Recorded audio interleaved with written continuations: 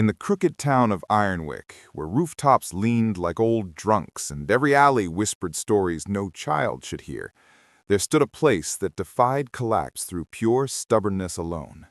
Moonspindle House was too old to be proud, too crooked to be respectable, and too alive to be ignored. Yet for all its creaking floors and sagging beams, it breathed with a strange, chaotic harmony. And that harmony existed because of one woman, Corinna Hearthfury, the only person in Ironwick who could silence a brawl, fix a broken oven, calm a sobbing girl, and terrify a full-grown man with nothing but a single clap. Every day began before dawn, when the rest of town still slept under the weight of their sins. Corinna lit lamps one by one, each flame rising like a reluctant soldier being dragged into duty. She moved quickly, efficiently, like someone who didn't have time to negotiate with laziness. The oven, as usual, refused to cooperate. It groaned, sputtered, and belched smoke.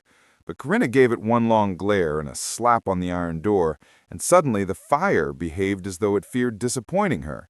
Brud, the cook, swore she bullied flames into obedience. Corinna never denied it. She checked the girls next, peeking into their rooms, adjusting blankets, tapping a snoring guard with her boot, muttering curses at a loose floorboard. Some girls had come to Moonspindle running from cruelty, some from hunger, some from heartbreak, and some simply because they had nowhere else to go. Corinna knew their stories, every one of them, but she never asked for more than loyalty and honesty. In return, she gave them safety, real safety, the kind you felt in your bones when she walked past your door. By the time sunlight crawled into Ironwick, the house was awake. Makeup brushes clattered on tables, laughter mixed with arguments. Someone complained about missing stockings, someone else stole Brud's biscuits.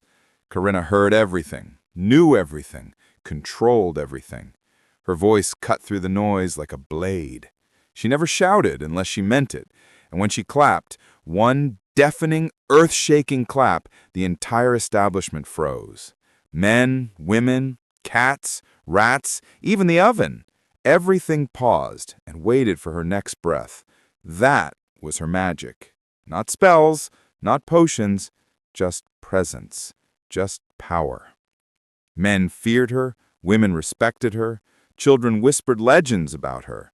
Drunks insisted she once chased away a band of thieves with only a broom. The mayor avoided eye contact with her. The priest pretended not to know her name. But inside Moonspindle House, she was the pillar, unshakable, unbreakable, unapologetic.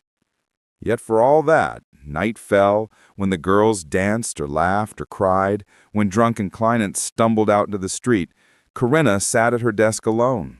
She mended dresses, balanced accounts, mixed herbs for headaches, and sometimes held her silver flame-shaped necklace, never worn in public, always hidden, always touched with a softness she never showed anyone. No one dared ask about it. No one dared disturb her silence. The girls had seen her fight men twice her size, but this quiet, fragile moment was the only thing that truly frightened them. Because Corinna Hearthfury was not a woman who showed weakness. Not until she held that necklace. Not until she looked at the past she pretended she no longer owned. But Ironwick had a way of dragging the past back to the doorstep, and a storm was coming. A storm that even Corinna's legendary clap might not silence.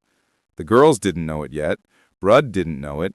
They certainly didn't know it, but Corinna felt it already in the wind, in the way the lanterns flickered, in the way a heartbeat hesitated every time she heard footsteps outside.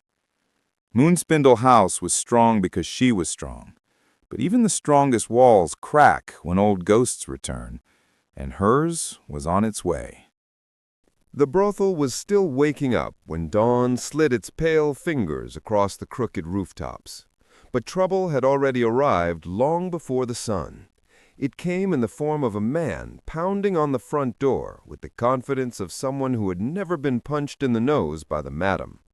The workers peeked from behind curtains, knowing full well that if the madam didn't deal with him soon, they would be the ones who had to listen to his shouting for hours. Inside, the hall smelled faintly of last night's perfume, spilled wine, and the ongoing attempt to cook porridge without burning it. Nobody dared open the door, not because they were afraid of the visitor, but because they were far more afraid of letting the day start without Madam's permission. She slept little, but when she did, disturbing her was a gamble with only one possible outcome: regret. Just as the banging got louder, a deep, gravelly voice thundered from the stairwell. "If he dents my door, someone's paying for repairs with their teeth." Everyone scattered, pretending to be extremely busy doing extremely important tasks. Madame Lyra descended the stairs with the authority of a queen who didn't need a crown. All she needed was her sharp eyes and the heavy wooden spoon she carried like a scepter. With one motion she flung open the door, not with fear, but with the irritation of someone interrupted while dreaming about a peaceful life she would never have. The man, a bulky fellow who smelled of sweat and horses, started to shout, but froze when she raised a single eyebrow. Not a word was needed. Madame Lyra's silence alone could crush a man's courage. He explained in stuttering fragments that he had lost his purse, suspected one of the girls stole it, and demanded justice. She listened, unimpressed. Lyra knew her people, each flaw and virtue catalogued carefully in that mind of hers, and she knew none of them were stupid enough to steal from someone who could barely count his own coins. After all, the madam kept meticulous records. If she was a dragon, then debts were her hoard, and she protected them with the same fiery devotion. She stepped closer to the man until he had no choice but to step back. Then she clapped her hands once, one sharp, echoing crack that rolled through the street like a warning shot. That clap was legendary. It could summon silence, chase away rats, and even make ghosts reconsider their haunting schedule. With calm precision, she reached into the pocket of the man's coat, pulled out the missing purse he had forgotten was there, and slapped it gently, almost lovingly, against his chest. The man turned red, then white, then a shade of embarrassed beige no painter had ever tried to recreate. She didn't lecture him. She didn't need to. She simply pointed down the street, and he left so fast he nearly tripped over his own dignity. The moment the door closed, the brothel exhaled collectively, as if the building itself had been holding its breath. But Lyra wasn't done. Trouble always traveled in clusters, like geese or poorly made decisions. Before she could return upstairs, a shriek came from the kitchen. The cook, who feared only two things, the madam and under-seasoned soup, was standing on a chair pointing at a rat the size of a small loaf of bread. The creature stared at everyone with the boldness of someone who paid no rent. Lyra marched into the kitchen, and with that same infamous clap, the rat spun around and bolted through a hole in the wall so fast it left behind a faint smell of fear. "Fix that hole before noon," she said, and no one questioned her. Workers moved like an army snapping to attention. Pots clanged, brooms swept, beds were made with the urgency of soldiers preparing for war. Because when the madam started her morning with 2 crises, the rest of the day was guaranteed to be interesting, and nobody wanted to be the next catastrophe on her list. Outside, the town was just waking, merchants shouting about fresh bread and questionable fish. But inside the brothel, order returned the way it always did. Under Lyra's iron voice, her sharp gaze, and the deep understanding that while she might seem fierce, she cared more about her people than she ever admitted. She kept chaos at bay by sheer force of attitude, and the workers knew that without her, they would be trampled by the world beyond their doors. And so the day began, not with peace, not with calm, but with the kind of messy, unpredictable energy that defined life under Madame Lyra's roof. Yet somehow, under her watchful eyes, everything would hold together. It always did. The morning chaos settled just enough for everyone to breathe, though not comfortably, because comfort was a luxury Madame Lyra didn't allow until the building was spotless and the ledger balanced. She strolled through the hallway with her spoon tucked under her arm, tapping the wooden floorboards with her fingertips to check their sturdiness. She had an uncanny ability to sense problems before they happened, as if the brothel spoke to her in groans and creaks. Today, the walls whispered warnings. The roof complained. Even the stair seemed uneasy. Lyra paused, listening. "Not today," she muttered to the building as though disciplining an unruly child. "I have enough fools to manage." In the common room, the girls were brushing their hair, fixing their dresses, and arguing about who had stolen whose hairpin. Lyra's footsteps entered the room like a cold wind. All voices died instantly. She didn't have to shout. She simply pointed at the hairpin on the table.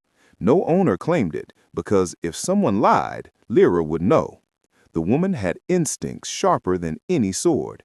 She picked it up, twirled it once in her fingers, and handed it to the shyest girl in the room, the one who barely earned enough to buy bread. "Yours now," she said, and moved on. No one dared protest. Fairness was one of Madame's many unpredictable qualities, terrifying yet strangely comforting. When she reached the ledger room, her real kingdom awaited. Ink bottles, neatly stacked scrolls, rows of parchment filled with names, debts, payments, fines, favors, and notes about who needed advice and who needed a slap. The brothel ran not on coin, but on Lyra's ruthless organization. She sat down, cracked her knuckles, and opened the thickest ledger. Lines of numbers stared back at her, each mistake whispering guilt. She inhaled slowly. Someone had skimmed 3 copper coins from the communal earnings. 3. Small enough to be stupid, large enough to make her furious. Someone thought she would notice, someone very brave or very foolish. Before she could summon the guilty party, the front door opened again. This time, the footsteps were familiar, quiet, hesitant, carrying the smell of the outside world, dust, horse sweat, and desperation.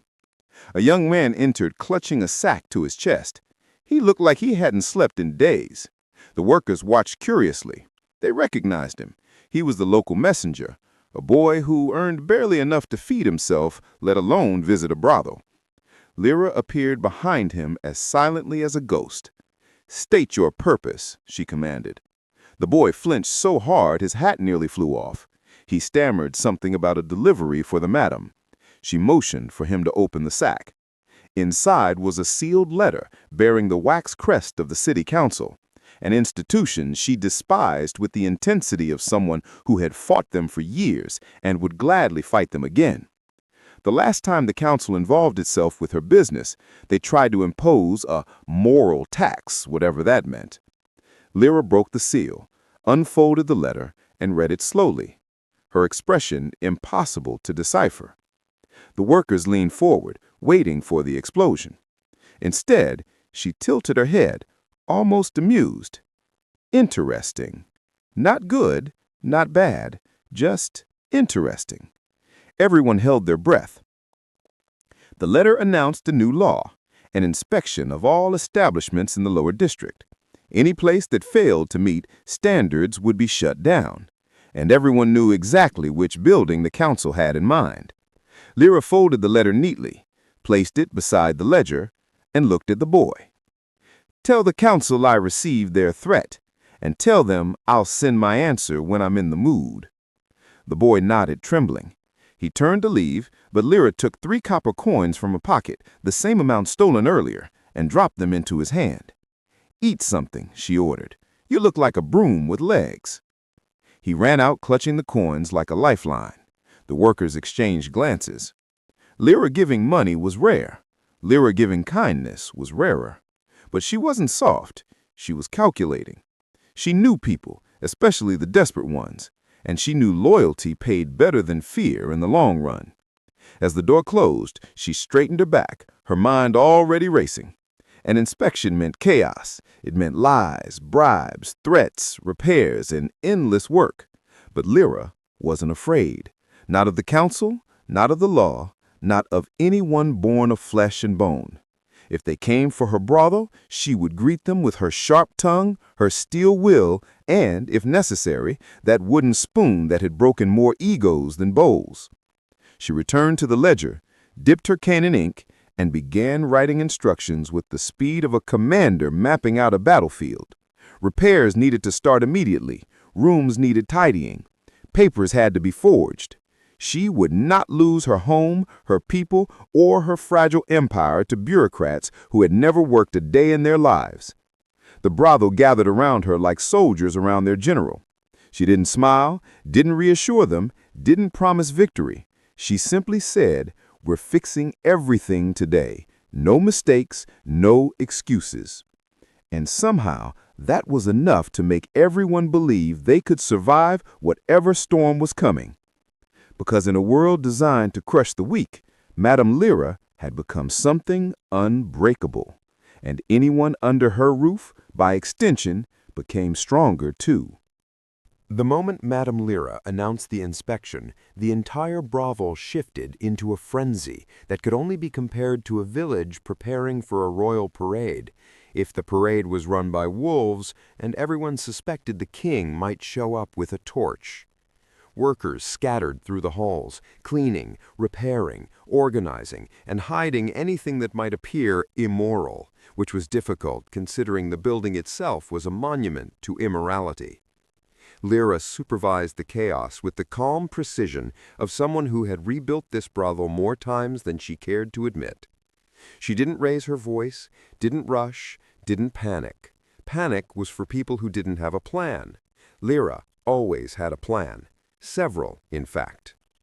She began with the front hall, where the walls were peeling, the lanterns flickered, and the floor creaked in complaint. She tapped the boards with her spoon. "Reinforce this," she said, and at once 3 workers dropped to their knees with hammers. She pointed at a crooked painting, technically a stolen tavern sign. "Get rid of that. Replace it with something that makes us look respectable." The workers looked confused. They had no idea what respectable meant in this establishment. Lyra pointed again. "Put flowers or a curtain, or something that doesn't scream, 'We're hiding sins behind this door.'" She continued down the hall, lifting rugs, checking corners, inspecting pillows with the seriousness of a general preparing weaponry. One worker tried to impress her by polishing a doorknob so vigorously the knob came loose and flew across the room. Lyra caught it mid-air without looking, handed it back, and said, "Fix it. Don't kill anyone with it." Meanwhile, the cook burst into the hall carrying a pot of soup that smelled vaguely like regret. "Madam," he announced proudly, "I've prepared something simple and elegant for the inspectors." Lyra sniffed the pot. Her expression shifted from annoyance to horror. "Are you trying to poison them? Or me? Throw it out and start over. Something with vegetables this time, not whatever that is." She waved her hand without further explanation. The cook nodded solemnly as though she had given her sacred instructions. Outside, the sun had risen fully, and the town's noise spilled into the street. Vendors yelling, horses snorting, neighbors arguing. But inside the brothel, everything became a drumbeat of work, all of it paced by Lyra's footsteps. She moved like a storm in human form, sweeping through rooms, tightening loose hinges, sniffing out mold, rearranging furniture, and demanding perfection where perfection had never existed before.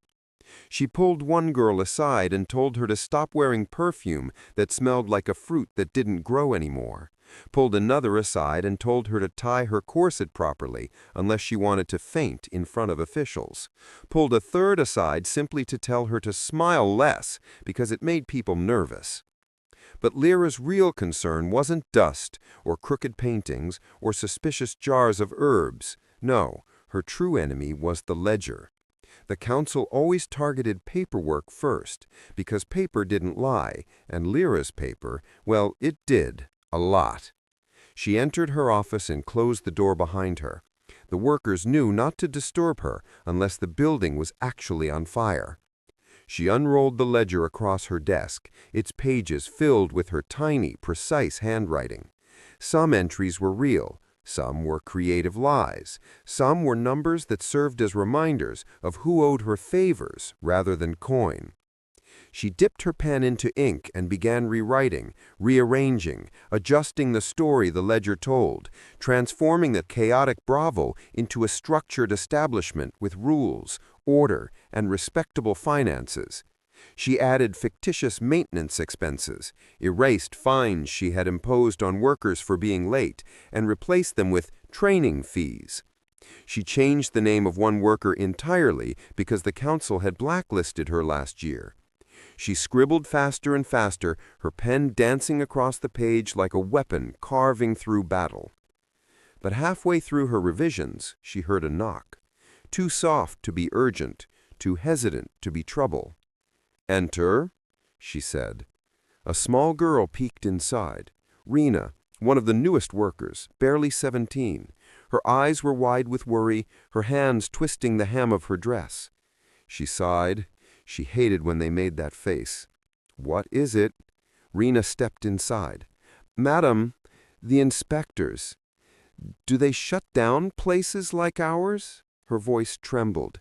"If they do, where will we go?" Lyra leaned back in her chair. She rarely softened, but with Rena, something in her expression eased just a fraction. "Listen to me," she said, her tone low and steady. "No one takes this place from us. Not the inspectors, not the council, not anyone who still needs to look in a mirror without seeing a liar staring back." Rena swallowed. "But what if—" "No." Lyra stood, walked over, and gently but firmly placed a hand on the girl's shoulder. "You are under my roof. That means you're under my protection. I've fought worse than inspectors. I've fought men with knives. I've fought winters colder than the council's hearts. I've fought hunger, debt, and fools, and I've won every time, because I don't lose." She tapped Rena's forehead. "And you don't either." Rena nodded, comforted, and left the room with a steadier step. When she was gone, Lyra exhaled slowly, not fear, but calculation. There was more at stake than she could explain to the girl. An inspection could shut them down, yes, but worse, it could expose secrets Lyra had spent years burying. She closed the ledger, tucked it under her arm, and whispered to the empty room, "Let them come. I'm ready." For in Madame Lyra's world, chaos was not something to fear. It was something to conquer. The day shifted again, as it always did whenever Madame Lyra was planning something dangerous. Beneath her calm exterior, her mind moved like a storm collecting force, quiet at first, then relentless. Once she finished adjusting the ledger, she tucked it beneath her arm and walked upstairs to her private room, a space no one entered without risking their life or dignity. From the outside, it looked ordinary. A wooden door, a small window, a simple lock. But inside, it was Lyra's true command center, filled with boxes of hidden documents, jars of questionable substances, old letters sealed with wax from forgotten kingdoms, and a small iron safe that looked heavy enough to break a man's foot. She knelt beside the safe and pulled it open. Inside were three things she never let anyone see: a rusted dagger, a bundle of letters tied with a red ribbon, and a small bag of gold coins, real gold, not the cheap mix the merchants tried to pass off as high quality. She picked up the letters first, running her thumb across the ribbon as if it were the spine of an old memory. She did not read them. She didn't have to. She knew every word inside, every promise, every plea, every threat. These letters were the reason she built the brothel, the reason she fought so hard to protect it. But she placed them aside quickly. Nostalgia was useless to her now. Next, she lifted the dagger, feeling its weight. It was old, the blade chipped, the handle worn, but Lyra kept it sharpened. Not for protection, she had sharper weapons in her tongue, but as a reminder of which she had escaped. She set the dagger down and grabbed the pouch of gold. This was the bribe fund, a tool she used sparingly, because bribes only worked when offered rarely and with intention. The council inspectors might be immune to charm, but no one in power was immune to coin. She slipped the gold into her pocket and closed the safe. When she descended the stairs again, the brothel was humming like a beehive on fire. Workers rushed past, carrying laundry, scrubbing walls, fixing curtains, arguing about who had seen a spider in the bathhouse or whose turn it was to polish the mirrors. Lyra clapped once, sharp, echoing, the kind of sound that stopped heartbeats mid-thump. Everyone froze. "Listen," she said. "We have hours before the inspectors arrive. Some of them will be honest, most of them will be stupid, and one of them will be dangerous." Her eyes swept the room. "Everything we've done this morning, good. But now I need something else." The workers leaned in. Lyra continued. "I need loyalty. No one lies badly, no one panics, no one says anything they shouldn't." A hand went up. Mira, the chatty one, who always had something to say, even when silence was required. "Madam, what exactly shouldn't we say?" Lyra's stare could cut stone. "Anything." Mira nodded rapidly. "Right, yes, nothing. I will say absolutely nothing." "Good. That would be a first." A ripple of nervous laughter passed through the room. Lyra didn't smile, but the corners of her eyes softened. Her people needed fear to stay sharp, but they also needed humor to survive the pressure. She'd learned long ago that terror alone broke people. Controlled chaos, however, that forged them. She assigned roles with military precision. 2 workers would accompany the inspectors during the tour, guiding them away from any rooms with questionable activity. 3 would stand by as employees in training, a lie that made the place seem more respectable. The kitchen staff was told to prepare a meal that looked expensive but cost nothing. "Use spices we never use," Lyra instructed, "so they think we're wealthy." The guards were told to stay sober, which caused deep sighs but no complaints. If the inspector was one of the violent types, Lyra needed her people alert. Then she gave her most important instruction. No one goes into the basement. Everyone nodded immediately. The basement was Lyra's secret, though few knew what it contained. Rumors spread, of course. Some said she hid treasure. Others said she hid bodies. The truth was more complicated and much more dangerous. And today, she wasn't in the mood to explain any of it. Before she could continue, a sudden crash echoed from upstairs. Lyra's eyebrow twitched, the closest she came to a scream. She marched toward the stairs, workers parting like waves before a ship. When she reached the landing, she found the source of the noise, Joran, the handyman, standing beside a shattered vase and a floorboard he had apparently ripped out with too much enthusiasm. "Explain," she said. Joran swallowed. "Madam, the board was loose. I tried to fix it. Then it came off." She crouched beside him and inspected the gap in the floor. Her fingers brushed against something cold, metal. Her expression darkened. "This board was loose because someone tampered with it," she said quietly. The workers behind her exchanged looks. No one in the brothel would dare hide something from her, which meant only one thing.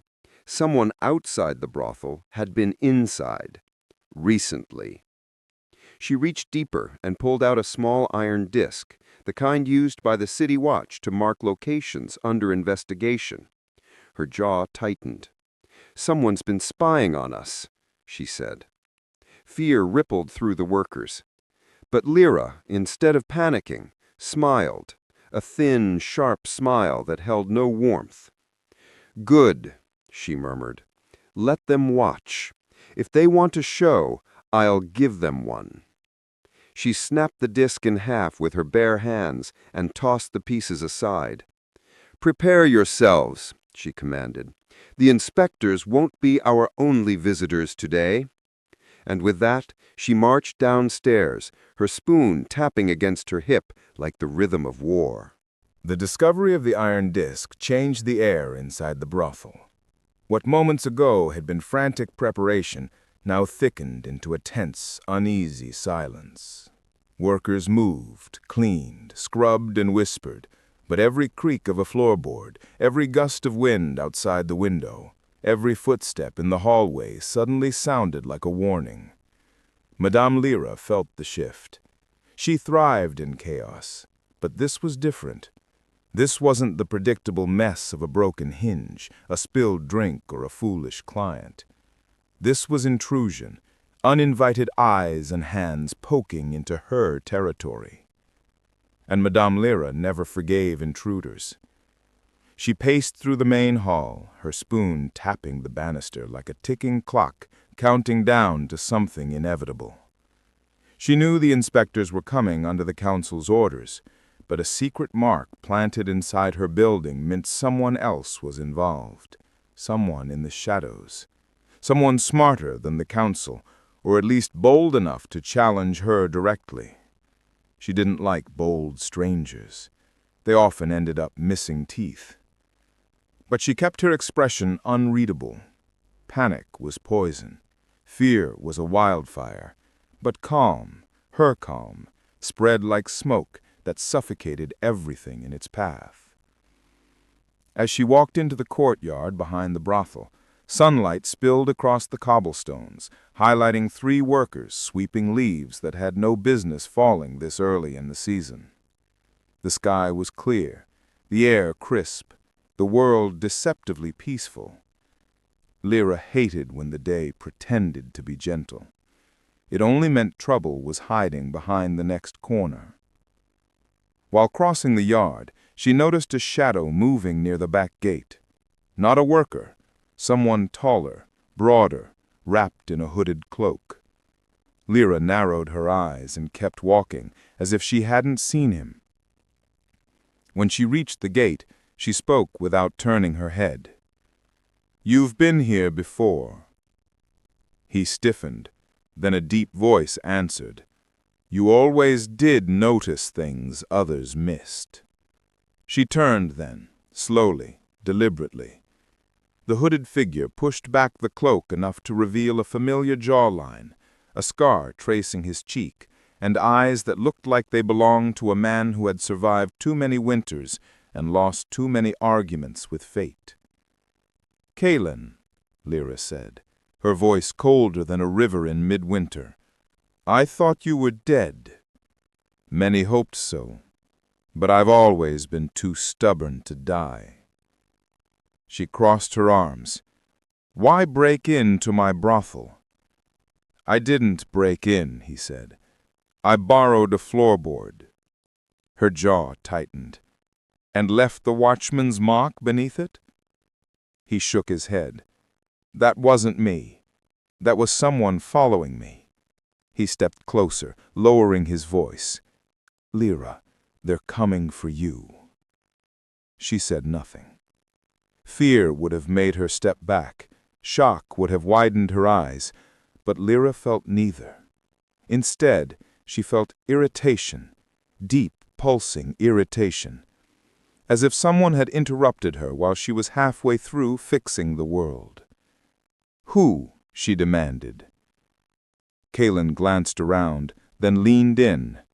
"The Black Ledger Guild." The words hit her harder than any punch. The council she could handle. Inspectors she could bribe or intimidate. But the Black Ledger Guild? They were something else. They controlled debts, secrets, underground money, and information across the entire region. They were invisible, ruthless, and patient. And they did not involve themselves in brothels unless something or someone inside was valuable to them. "Why?" Lyra asked, her tone flat. "You have something they want, or someone." Kaylin replied softly. Lyra's eyes hardened. "I own nothing they can claim, and everyone here belongs to no one." He shook his head. "Their agents will be among the inspectors. Their eyes will be everywhere, and once they step inside, they won't leave empty-handed." She stared at him for a long moment, then turned away. "You should go." "Don't you trust me?" "I don't trust anyone, not even myself." Kalen let out a humorless laugh, still stubborn as ever. He started to leave, then paused. Lyra, they're not coming for your building. They're coming for your past. Her fingers tightened around her spoon, her weapon, her comfort, her authority. My past, she said slowly, is dead. Not to them. Kalen whispered. To them, it's very much alive. She didn't reply. She simply walked back inside, her steps steady, but her pulse finally shifting. Not fear, not shock, but something she hadn't felt in years. The beginning of a war she couldn't completely control. As she re-entered the brothel, the workers rushed to her with updates, fresh sheets, polished windows, repaired hinges. She nodded at each report, but her mind was elsewhere. If the Black Ledger Guild was truly coming, then the inspection was no more than a curtain hiding a blade.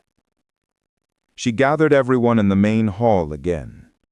They expected orders about cleaning, cooking, or charm. Instead, she looked at them and spoke with a voice colder and stronger than iron. Today, you follow my instructions exactly. No exceptions, no mistakes, and no one, no matter who they claim to be, goes near the basement. A ripple of fear swept through the room. What's in the basement? Mira whispered. Lyra stared at her, her expression unreadable. Insurance, she said, and history. Then she added, and if anyone opens that door, none of us will sleep safely again. The workers swallowed their questions. Lyra rarely warned them twice. She walked to the front window. Down the street, 3 men in dark coats and 1 woman in a blue sash were approaching. The inspectors. And among them, Lyra spotted a face she recognized all too well. The Black Ledger Guild had already arrived. Ayaan moved deeper into the valley, and every step felt as though he was walking through layers of a world that had been waiting behind a curtain only he could pull aside. The quiet around him wasn't the normal quiet of forests he knew.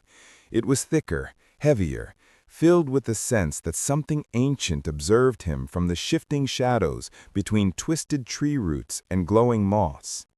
The air carried a strange warmth despite the mountain chill, a warmth that seemed to pulse gently from the glowing stone resting inside his pocket.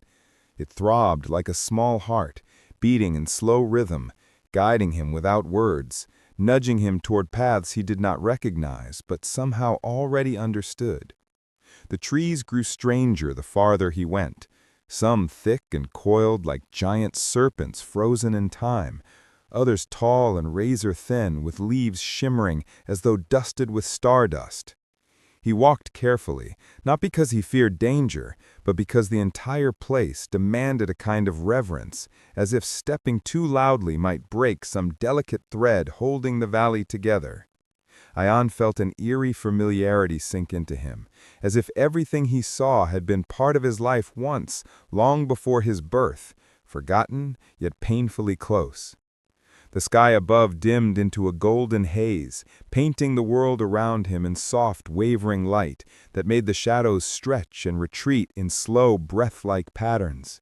For a moment, he stopped, listening. The wind that passed between the trees seemed to murmur in tones just under the threshold of human understanding. It was not language, but it carried meaning, brushing against his mind like fingertips trailing on water. The deeper he went, the more he felt a subtle pull in his chest, an instinctive recognition that whatever awaited him wasn't random or accidental. It felt designed, deliberate, as though the valley had opened itself uniquely for him.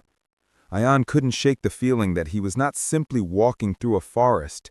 He was moving through something alive, something that watched and judged, yet allowed him to pass. A flock of translucent insects drifted through the air ahead of him, their wings catching the dim light, flickering in patterns that oddly resembled symbols he had seen engraved on the stone back home. He felt a shiver run through him, not from fear, but from the realization that the valley was communicating, revealing pieces of knowledge in ways subtle and profound. His footsteps eventually carried him onto an ancient stone path, half swallowed by earth and time. Thick vines curled around the edges, but the stones themselves glowed faintly with a soft blue hue, almost like the light rising from beneath the ocean's surface. Ayaan hesitated, sensing the significance of the path beneath him. The moment he stepped on it, a low vibration hummed through the ground, traveling up his legs, settling in the center of his chest. It felt like a welcome, or perhaps a warning. He wasn't sure which, but he continued, driven forward by a quiet certainty that the valley itself approved his presence. He remembered stories his grandmother once told him, old myths whispered by elders who still believed in spirits that shaped the mountains, guardians who punished the unworthy and guided the chosen. He had laughed at them then, dismissing them as tales meant to entertain children. But standing here, wrapped in the valley's living silence, he felt those stories breathe again. He felt them waking around him. A strange peace washed over him, mixing with excitement and a growing tension that tightened the air. The glowing stone in his pocket warmed further, almost hot, but never painful, pulsing with more intensity as though recognizing something ahead. The stone path curved through a cluster of towering roots before opening onto a vast clearing that stretched wider than any he had seen. But it wasn't the size that stole Ayaan's breath. It was the sensation, an undeniable pull, an invisible current of energy drawing him in like gravity. It whispered that he was close to something important, something that had been waiting through storms and seasons, waiting for the one who carried the stone. His heart pounded with a mixture of fear and awe. He felt as though the valley was shifting in anticipation, preparing to reveal secrets buried beyond mortal memory. And as he stepped forward, he understood one thing clearly. Whatever came next would change everything he believed about who he was. Ayaan stepped into the clearing, and instantly the world felt heavier, as though the air itself had been waiting centuries just for him to arrive. The silence around him wasn't empty. No, it was dense, charged, filled with a kind of ancient awareness that made the hair on his arms rise. In the middle of the clearing stood a massive stone archway, cracked and moss-covered, yet somehow still radiating a quiet authority, like the final relic of a forgotten kingdom refusing to bow to time. Strange symbols were carved across it, worn by wind and rain, but they flickered with faint light the moment Ayaan approached, glowing like embers buried deep within cooling coals. Ayaan slowed, his heartbeat echoing in his ears, unsure whether the archway welcomed him or warned him. Each step forward felt heavier than the last, as if invisible hands tried to pull him back, but the glowing stone in his pocket had begun to throb with rhythmic pulses, warm and insistent, almost like a heartbeat calling out to something that recognized it. He reached the base of the arch and felt the ground hum beneath his boots, a deep vibration rising from the roots of the world itself. A cold breeze swirled around him, carrying faint whispers that seemed to come from everywhere and nowhere at once. Ayaan didn't understand the words, yet somehow he felt their meaning threading into his bones. Chosen, awakened, return. He swallowed hard, fighting the sudden urge to run, but the stone in his pocket pulsed again, reassuring in its warmth, guiding him forward like a patient guardian. He lifted his hand toward the archway, fingers trembling despite every effort to steady them. The moment his skin brushed the ancient surface, the entire clearing reacted. Light raced along the symbols, brightening rapidly, climbing upward like living fire running through veins carved in stone. A deep rumble spread outward from the arch, rolling across the earth with the slow power of a waking giant. The sky above darkened, not with clouds but with shifting patterns of light and shadow that twisted upon themselves like memories trying to take shape. Ayaan felt a surge of warmth travel up his arm, spreading through his chest, filling him with a rush of emotions not entirely his own: fear, longing, duty, sorrow, and something else he couldn't name, something old and impossibly familiar. Visions flickered across the sky, silhouettes of people he had never met, landscapes he had never seen, battles fought long before he was born, hands passing the same stone he now carried from one generation to the next in a chain that stretched beyond the reach of memory. Each vision pierced him with a strange ache, as though pieces of his identity were rearranging themselves to make room for truths he had never known. The archway grew louder, humming with layered tones, like a chorus of forgotten voices rising in unison. The light intensified until it painted the entire clearing in a shimmering glow, casting shadows that moved independently of Ayaan's body, stretching and curling as though testing the boundaries of the world around them. For a moment, he felt weightless, as if the ground beneath him had dissolved and he was suspended between two realities, one he had lived his entire life in and one waiting for him beyond the arch. A pull, gentle but unyielding, tugged at his chest, urging him to step forward, to cross the threshold that had awakened at his touch. His breath hitched as he realized the truth that settled over him like a cloak. The doorway was not simply a passage. It was a choice, a promise, and a burden. Once he crossed it, nothing behind him would remain the same. Yet even with fear threading through his veins, Ayaan felt an unmistakable certainty rising within him, born of the stone's warm, steady pulse. He understood now, without logic or explanation, that coming here had never been an accident. His path had been guiding him to this moment long before he ever knew it existed.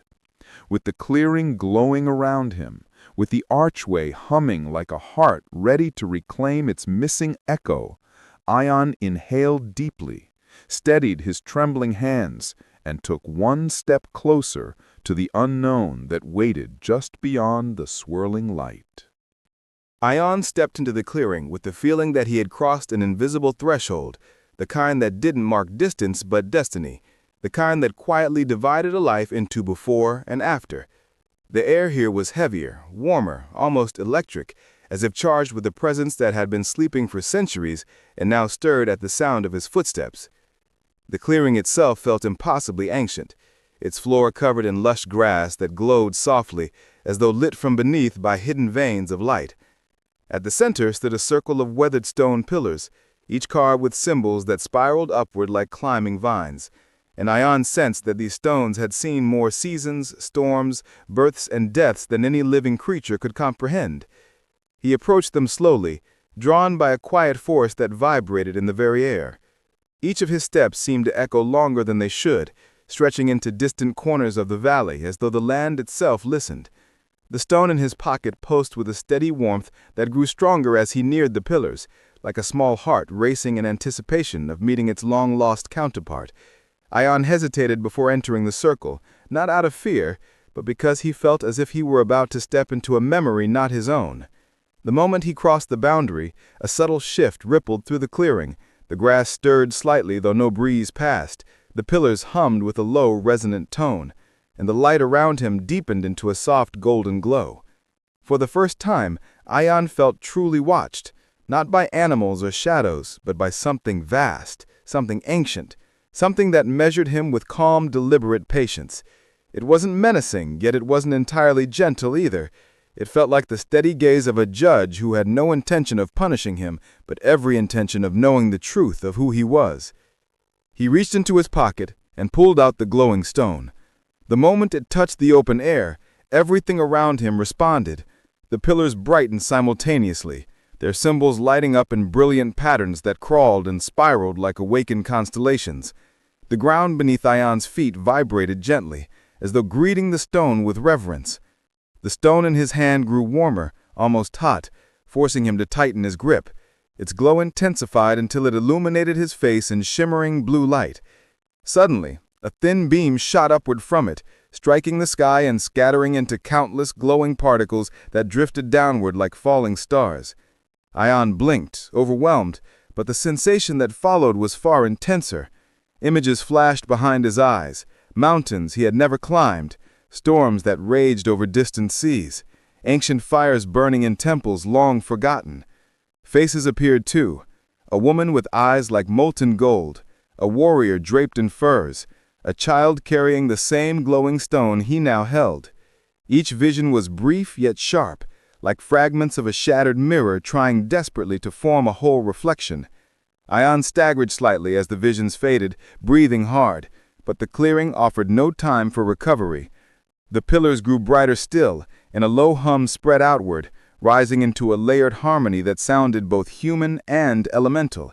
Ayaan felt his heartbeat sinking with the rhythm, merging with it, becoming part of something far larger than his own body. For a moment he felt suspended between worlds, standing not just in the clearing, but on the edge of time itself. The weight of the stone shifted in his hand, settling into a new form, and when he looked down, he saw that it had begun to crack open, not breaking apart, but unfolding like a blooming flower made of light. From its center rose a thin thread of shimmering energy that floated upward, stopping just above his hand. It twisted gently as though waiting for him to speak, to decide, to accept. Ayaan felt a sudden swell of emotion, fear, curiosity, wonder, all tangled together. He realized with startling clarity that this was not merely a discovery, it was an inheritance. The valley had chosen him, the stone had chosen him, and the circle of pillars responded not to his presence, but to his purpose. He understood now that he had stepped into a story that began long before his birth and would continue long after his death. And in the heart of the ancient clearing, surrounded by pillars that glowed like guardians of forgotten truths, Ayaan tightened his grip, lifted his chin, and prepared himself for the voice he felt rising from the valley's depths, a voice that was about to speak to him for the first time. Ayaan stood in the center of the glowing pillars, his breath thick in his chest, as the thin thread of energy hovering above his palm twisted slowly, gathering form like a whisper preparing to speak. The clearing had grown unnaturally still, as though the entire valley held its breath, waiting for the first word of a prophecy long overdue. When the voice finally rose, it did not come from the air or the ground or the pillars. It came from everywhere at once, surrounding him like a tide of ancient memory. It was deep and resonant, neither male nor female, carrying a weight older than the stones themselves. It spoke his name, not the one his mother had given him, but a name he did not recognize, a name that felt carved from the bones of mountains. The sound of it sent a shiver up his spine, awakening some hidden part of him he had never known existed. His knees nearly buckled as the voice washed through him, filling the space behind his eyes with swirling shapes, circles within circles, flames suspended in water, paths that crossed and twisted only to merge again. The beam of light above his hand shot downward, merging into the stone and exploding outward in a soft sphere of radiance that enveloped him completely. He stumbled back, shielding his eyes, but the light did not burn. It felt like stepping into a warm memory, familiar, comforting, and heavy with meaning. When it finally receded, Ayaan found the stone changed. It was no longer a rough, glowing fragment. It had transformed into a smooth, crystalline relic, etched with symbols that now matched the pillars surrounding him. It pulsed steadily in his palm, softer than before, but deeper, as though its heartbeat had synchronized with his own. The voice faded to a whisper, telling him this was only the beginning, that the valley had given him its blessing, but the path ahead would demand choices that might break him or reshape him entirely. The wind returned to the clearing, brushing his face with a cool touch, as if offering a final reassurance. Ayaan exhaled shakily, his body trembling from the intensity of the awakening. The pillars dimmed slowly, returning to their dormant state, but he sensed they were not sleeping again. They were watching, waiting, guardians reawakened by the presence of someone worthy. Ayaan looked around the clearing, the stone cradled in his hand, a new weight settling in his heart. He felt different, not fully changed, not yet, but undeniably shifted. The valley had spoken to him. It had chosen him. And now, whether he was ready or not, his journey had truly begun. Ayaan stepped carefully out of the circle, the crystal stone still pulsing faintly in his palm. And for the first time, he noticed how much the clearing had transformed. The grass no longer glowed evenly, but seemed to ripple gently beneath his feet, responding to his presence, like a surface of liquid sunlight. Shadows leaned and stretched from the pillars, bending toward him as if recognizing the authority now vested in him. The air was thick with the scent of earth and ozone, carrying a subtle hum that vibrated through his chest, synchronizing with the rhythm of his heartbeat. Every step he took sent ripples outward, and for a moment he felt the weight of the valley pressing both promise and warning into his bones. He was no longer merely a visitor. He was a participant, a bearer of something vast, ancient, and unrelenting, something that had chosen him as its conduit, whether he wanted it or not. He glanced back at the circle and realized it was no longer just stone. It was alive, a network of energy threads connecting each pillar beneath the surface of the earth, hidden currents flowing like veins feeding the pulse of the valley itself. Ayaan's chest tightened as he understood that he was now linked to it, bound to its rhythms, carrying a responsibility he couldn't yet name but already felt deep in his marrow. The valley's voice no longer spoke, but the sensation of presence remained, a constant hum in the air and under his skin. The stone in his hand had become heavier somehow, not in weight, but in significance, as though it contained more than light or energy. It contained expectation, memory, and the quiet command of a force older than human reckoning.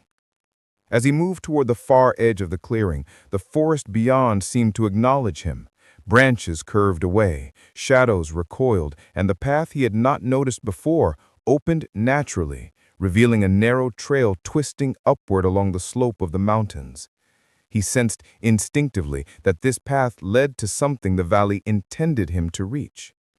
His pulse quickened. Every fiber of his being hummed with anticipation and apprehension. He felt the history of countless guardians and lost keepers flowing through him, a lineage invisible but undeniable, reminding him that he was not alone in this journey, even if he walked it unaided. The wind whispered faintly again, brushing past him, carrying sounds of distant running water and the faint cries of birds whose shapes he could not see. And yet, in that whisper, there was clarity. He was being guided, watched, and tested all at once. Each step felt like a question, each movement a choice, and the weight of the stone became an anchor and a compass simultaneously. He noticed small shapes in the underbrush, stones etched faintly with the same runes that adorned the pillars, forming a path that stretched upward, marking a trail invisible to anyone not attuned to the valley's energy. The significance of this trail was clear. The valley did not simply guide the reckless or the curious. It guided the worthy, those whose purpose could sustain the power it bestowed. Ayaan's mind raced, trying to anticipate what lay ahead, but every attempt at logic faltered in the presence of forces that existed beyond conventional understanding. He realized that fear and excitement were intertwined in his chest, knotting together in a strange tension that sharpened his senses. His ears caught the faintest vibrations in the ground. His eyes adjusted to patterns of light too subtle for ordinary sight.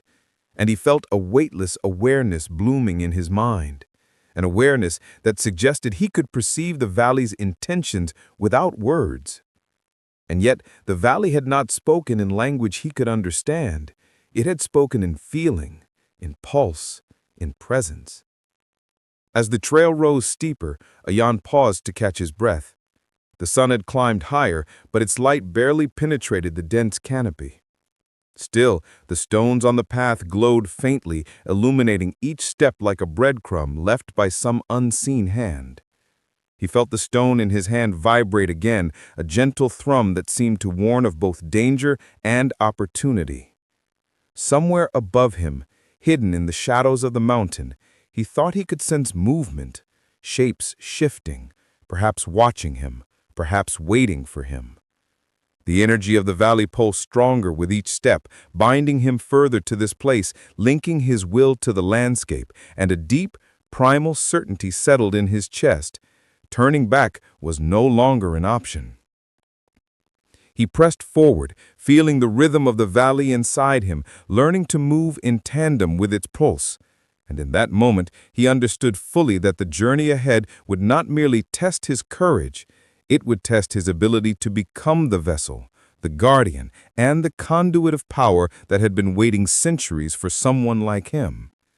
The valley was patient, but it was also relentless.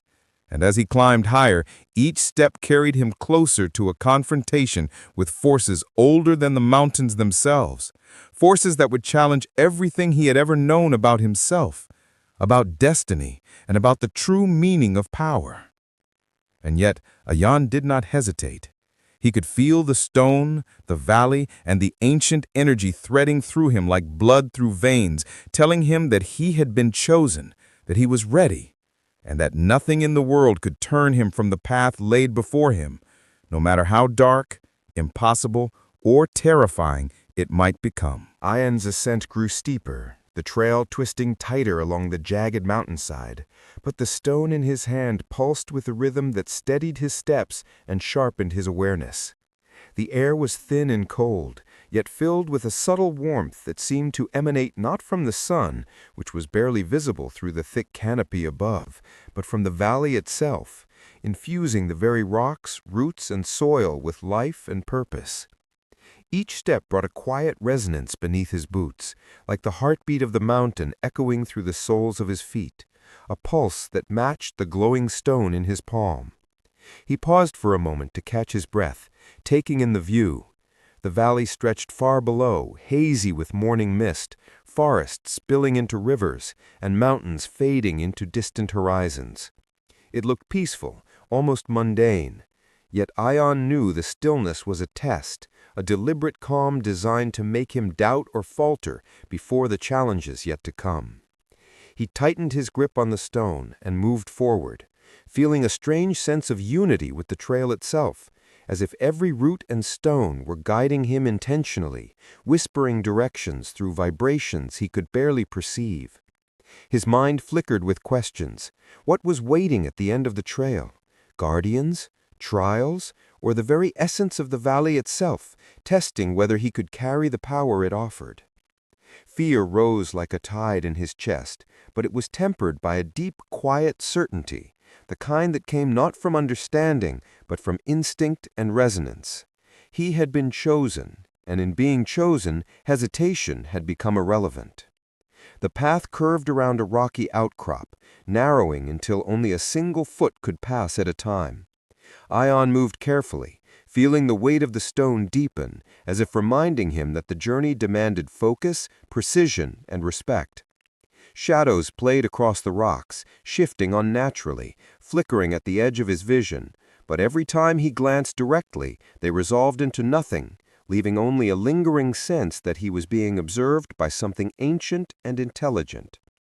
He realized that the valley was not merely a landscape, it was a sentient entity, aware, testing him in subtle ways, rewarding composure, punishing doubt, and shaping the world around him in response to every decision he made.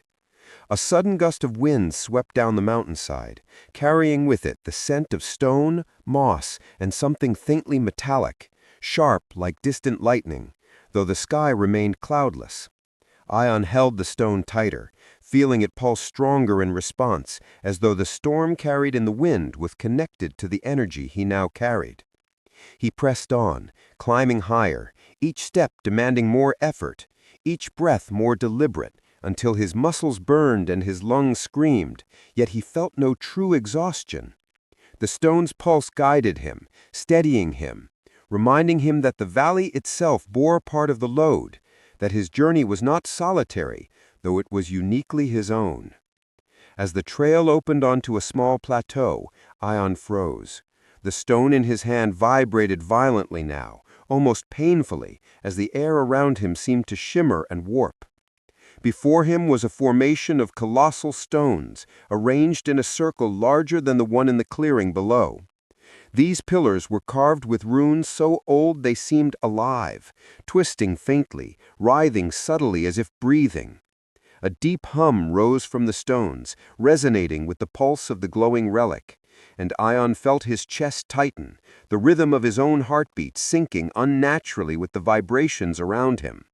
He understood instantly that this was no ordinary trial.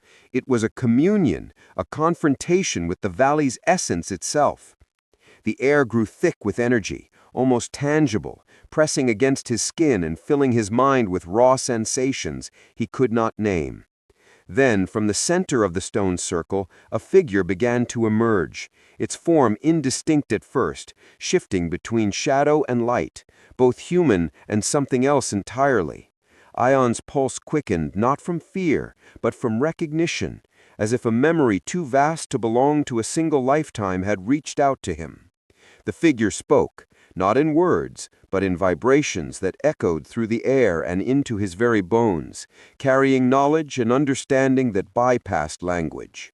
It conveyed history, purpose, warning, and expectation all at once. Ayaan felt himself drawn forward involuntarily, the stone guiding him, his every step in perfect rhythm with the valley, the pillars, and the entity that now awaited him. The wind calmed, the vibration steadied, and Ayaan understood the truth he had felt all along. The journey was no longer about discovery or survival. It was about acceptance, acceptance of the power he carried, of the responsibility the valley entrusted him with, and of the trials he would inevitably face not as obstacles, but as necessary forces shaping his destiny. He raised the stone, and it shone brilliantly, a beacon in the center of the ancient circle. And in that moment, the valley whispered clearly, deeply, and irrevocably. The path had begun. The trial was now, and nothing in the world could turn back what had been awakened. Ayaan stepped fully into the circle, the glowing stone cradled in his palm, its light casting long, dancing shadows across the ancient pillars that rose like silent sentinels around him. The wind had vanished entirely, leaving a heavy, expectant stillness that pressed against his skin and filled his chest with a tense anticipation he could neither ignore nor name. The figure in the center had become clearer, solidifying into a form both humanoid and otherworldly, its eyes shimmering with knowledge that spanned lifetimes. Ayaan felt the pulse of the valley through the stone synchronized with the rhythm of the entity's presence, and an undeniable truth settled into him. This was a meeting that had been written long before he was born, a moment his entire life had been moving toward. He stepped forward, the stone throbbing with energy that seeped into his veins, igniting a fire deep within, awakening every muscle, every nerve, every part of him that had ever been dormant. The figure's voice now resonated in his mind, not in words, but in impressions, waves of intention and memory, layers of understanding that bypassed language entirely. It spoke of guardians who had come before him, keepers who had failed and succeeded in equal measure, and of the balance between light and shadow that he now carried in his hand. The entity revealed glimpses of the trials ahead, Corridors of shifting stone, rivers of molten crystal, guardians forged from thought and memory rather than flesh, and a darkness that could reach into the mind, twisting perception and will alike. Ayaan's breath quickened as the information poured into him. Yet he felt no fear. The stone's warmth steadied him, grounding him in the present even as his mind expanded to comprehend the magnitude of what he had been entrusted with. Each pulse of light from the relic seemed to resonate with the valley itself, amplifying his senses, sharpening his focus, and filling him with a strange, almost sacred clarity.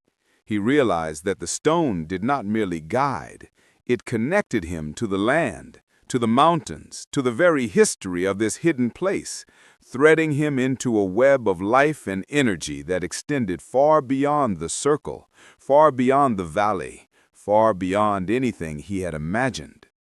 The entity moved closer, and as it did, the pillars reacted, their runes flaring brighter and sending waves of light racing along the ground like living rivers. Ayaan instinctively lifted the stone higher, and a resonance hummed between them, a call and response that spoke of power, trust, and the burden of choice. He felt the weight of centuries settle onto his shoulders, yet it was not oppressive. It was clarifying, demanding understanding, focus, and courage.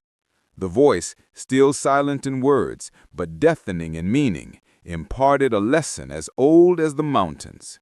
Strength alone could not suffice. Knowledge, discipline, and compassion, sometimes even sacrifice, would be the tools required to navigate the trials, to wield the stone responsibly, and to protect the balance the valley had maintained for countless generations. Ayaan stepped fully into the center, aligning himself with the energy of the pillars, the stone, and the entity.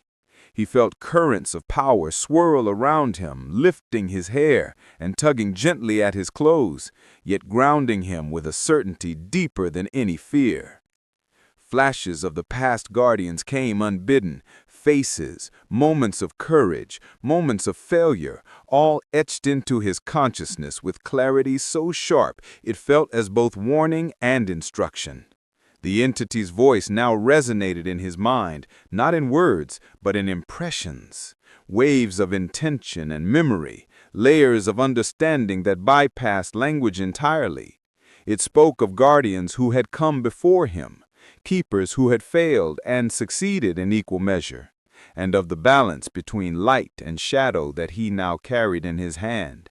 The entity revealed glimpses of the trials ahead, corridors of shifting stone, rivers of molten crystal, guardians forged from thought and memory rather than flesh, and a darkness that could reach into the mind, twisting perception and will alike. Ayaan's breath quickened as the information poured into him, yet he felt no fear. The stone's warmth steadied him, grounding him in the present even as his mind expanded to comprehend the magnitude of what he had been entrusted with. Each pulse of light from the relic seemed to resonate with the valley itself, amplifying his senses, sharpening his focus, and filling him with a strange, almost sacred clarity. He realized that the stone did not merely guide, it connected him to the land, to the mountains, to the very history of this hidden place, threading him into a web of life and energy that extended far beyond the circle, far beyond the valley, far beyond anything he had imagined. The entity moved closer, and as it did, the pillars reacted, their runes flaring brighter and sending waves of light racing along the ground like living rivers. Ayaan instinctively lifted the stone higher, and a resonance hummed between them, a call and response that spoke of power, trust, and the burden of choice. He felt the weight of centuries settle onto his shoulders, yet it was not oppressive. It was clarifying, demanding understanding, focus, and courage. The voice, still silent in words, but deafening in meaning, imparted a lesson as old as the mountains. Strength alone could not suffice. Knowledge, discipline, and compassion, sometimes even sacrifice, would be the tools required to navigate the trials, to wield the stone responsibly, and to protect the balance the valley had maintained for countless generations. Ayaan stepped fully into the center, aligning himself with the energy of the pillars, the stone, and the entity. He felt currents of power swirl around him, lifting his hair and tugging gently at his clothes, yet grounding him with a certainty deeper than any fear. Flashes of the past guardians came unbidden, faces, moments of courage, moments of failure, all etched into his consciousness with clarity so sharp it felt as both warning and instruction. The entity's voice pressed on him gently but insistently, probing, testing, and guiding, teaching him to feel the energy of the stone as an extension of himself rather than a separate tool. Every heartbeat echoed in synchrony with the glowing relic, and Ayaan felt his purpose crystallize into something tangible, something unshakable.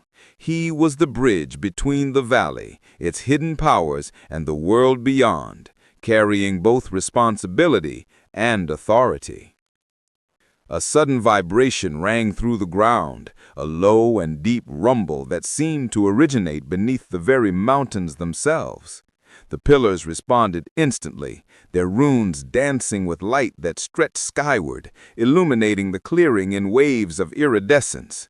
The entity's eyes gleamed, reflecting the brilliance of the stones, and Ayaan felt a surge of energy shoot from the stone into his chest, filling him with warmth, strength, and clarity. He understood then that the valley was not merely alive, it was sentient, aware, and protective, yet impartial. It had chosen him, not for favor, not for power, but because he was the one capable of carrying its legacy without succumbing to pride or fear.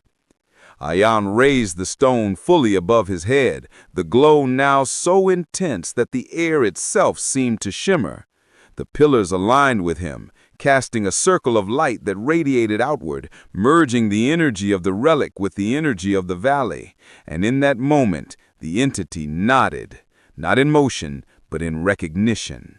The hum of the pillars, the pulse of the stone, and the rhythm of his own heartbeat merged into a singular resonance that seemed to echo across time and space.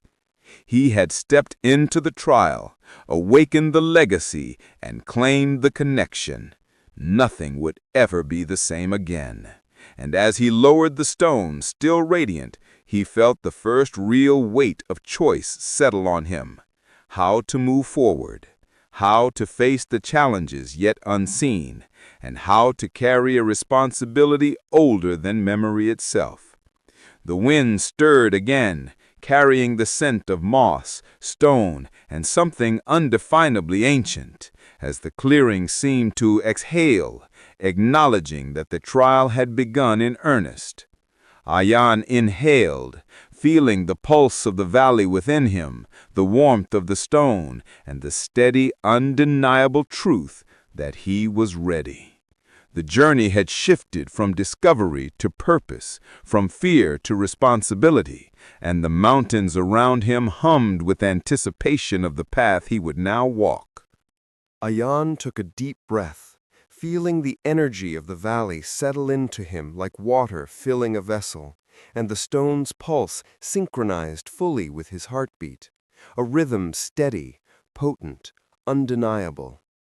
The pillars around him glowed softly now, their light less frantic but more profound, as though they were watching, waiting, and teaching all at once. He realized he could sense the energy of the ground beneath his feet, the wind brushing against him, and even the distant mountains as if they were extensions of the valley's will, subtly guiding him along an invisible path. With each step forward, the stone's warmth seeped deeper, filling him with an awareness that this journey was not merely physical, it was mental, spiritual, and elemental all at once. Every breath he drew connected him more fully to the pulse of the valley, every heartbeat resonating with an ancient cadence older than his understanding, older than the mountains themselves. The entity in the center remained, silent, yet Ayaan felt its presence not as observation, but as guidance, a living curriculum demanding attention and focus. He walked toward it, noting for the first time the intricate carvings along its surface that had previously seemed random, but now formed a flowing language of light and energy.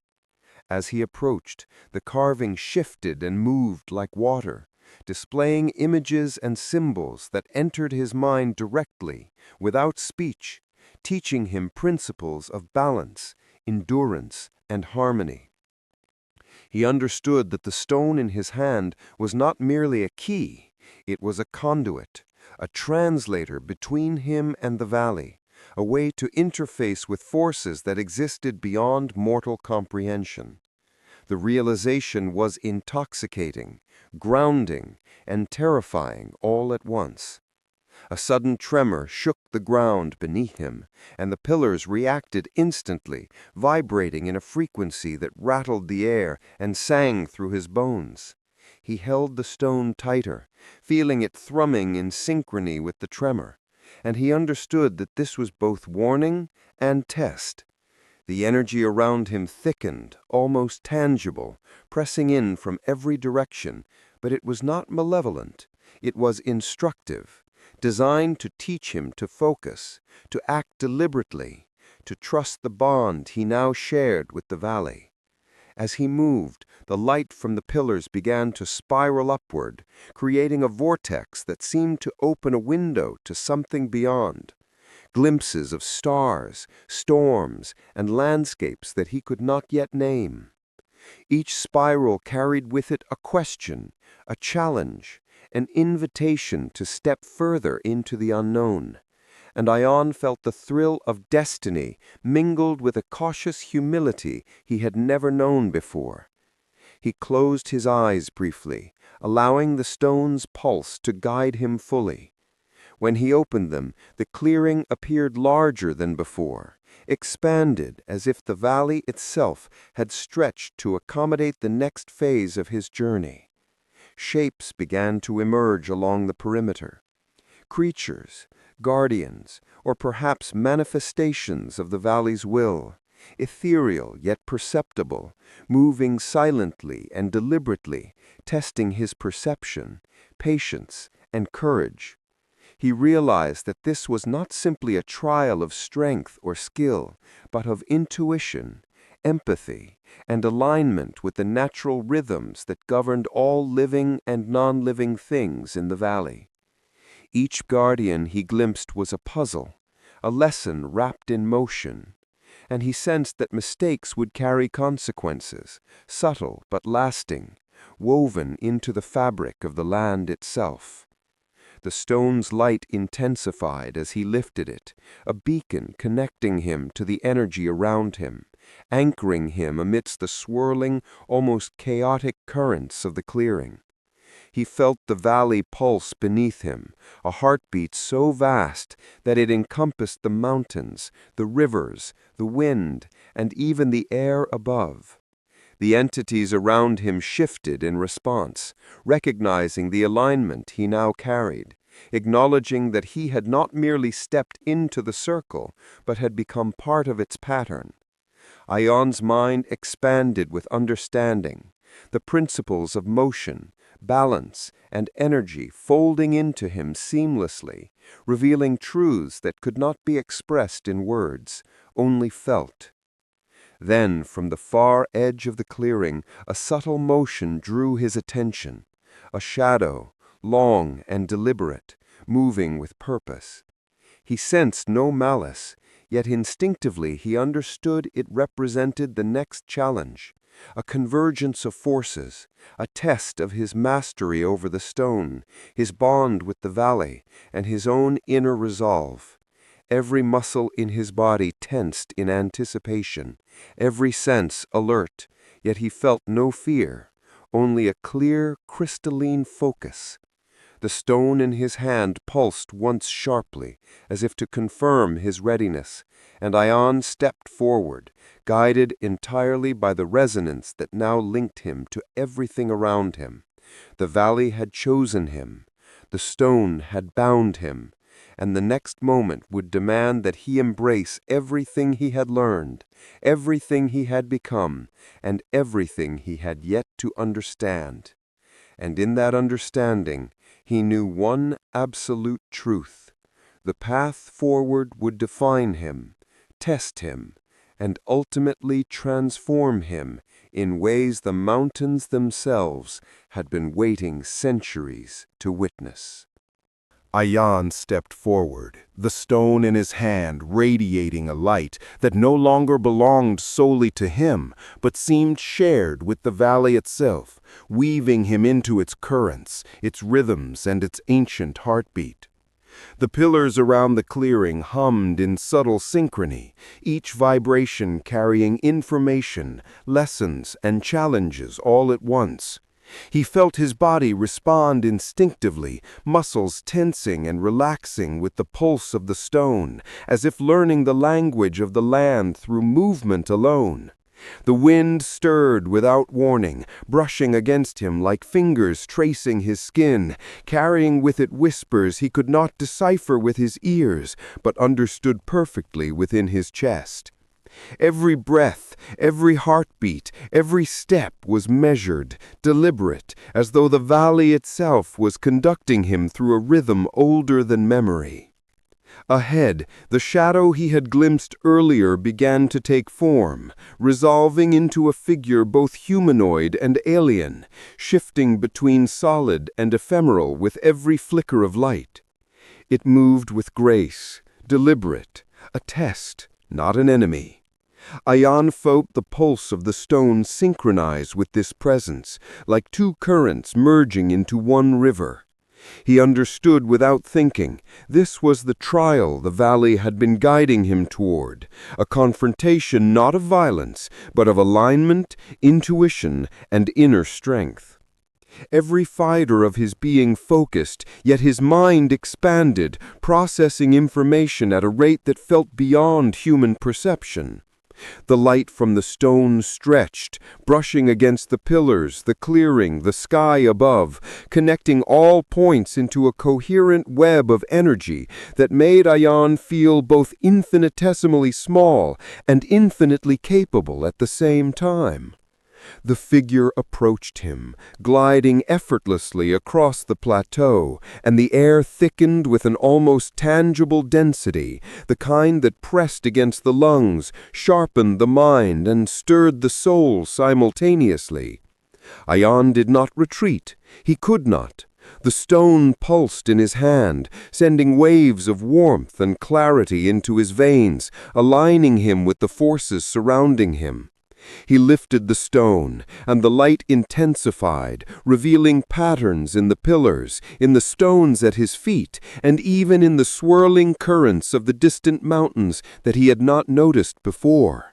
Symbols moved, reshaping themselves to match the rhythm of the stone, as if the clearing itself recognized the awakening of a guardian who could finally comprehend its language.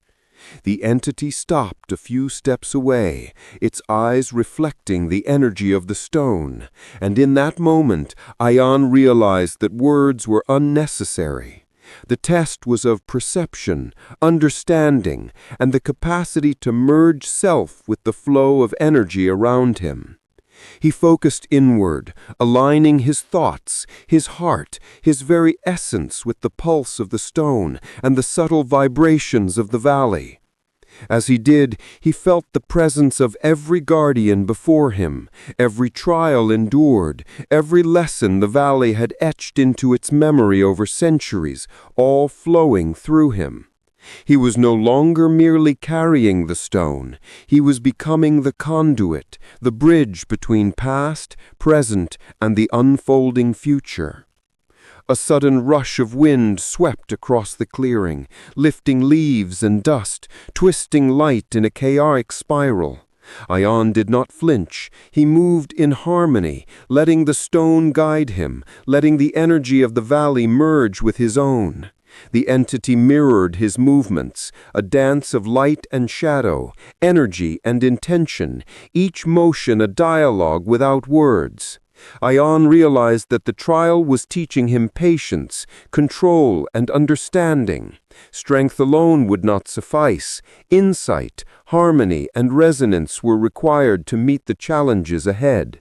Each movement, each pulse of energy resonated through the clearing, sending waves outward that made the mountains themselves hum, acknowledging the awakening of a guardian worthy of the valley's trust.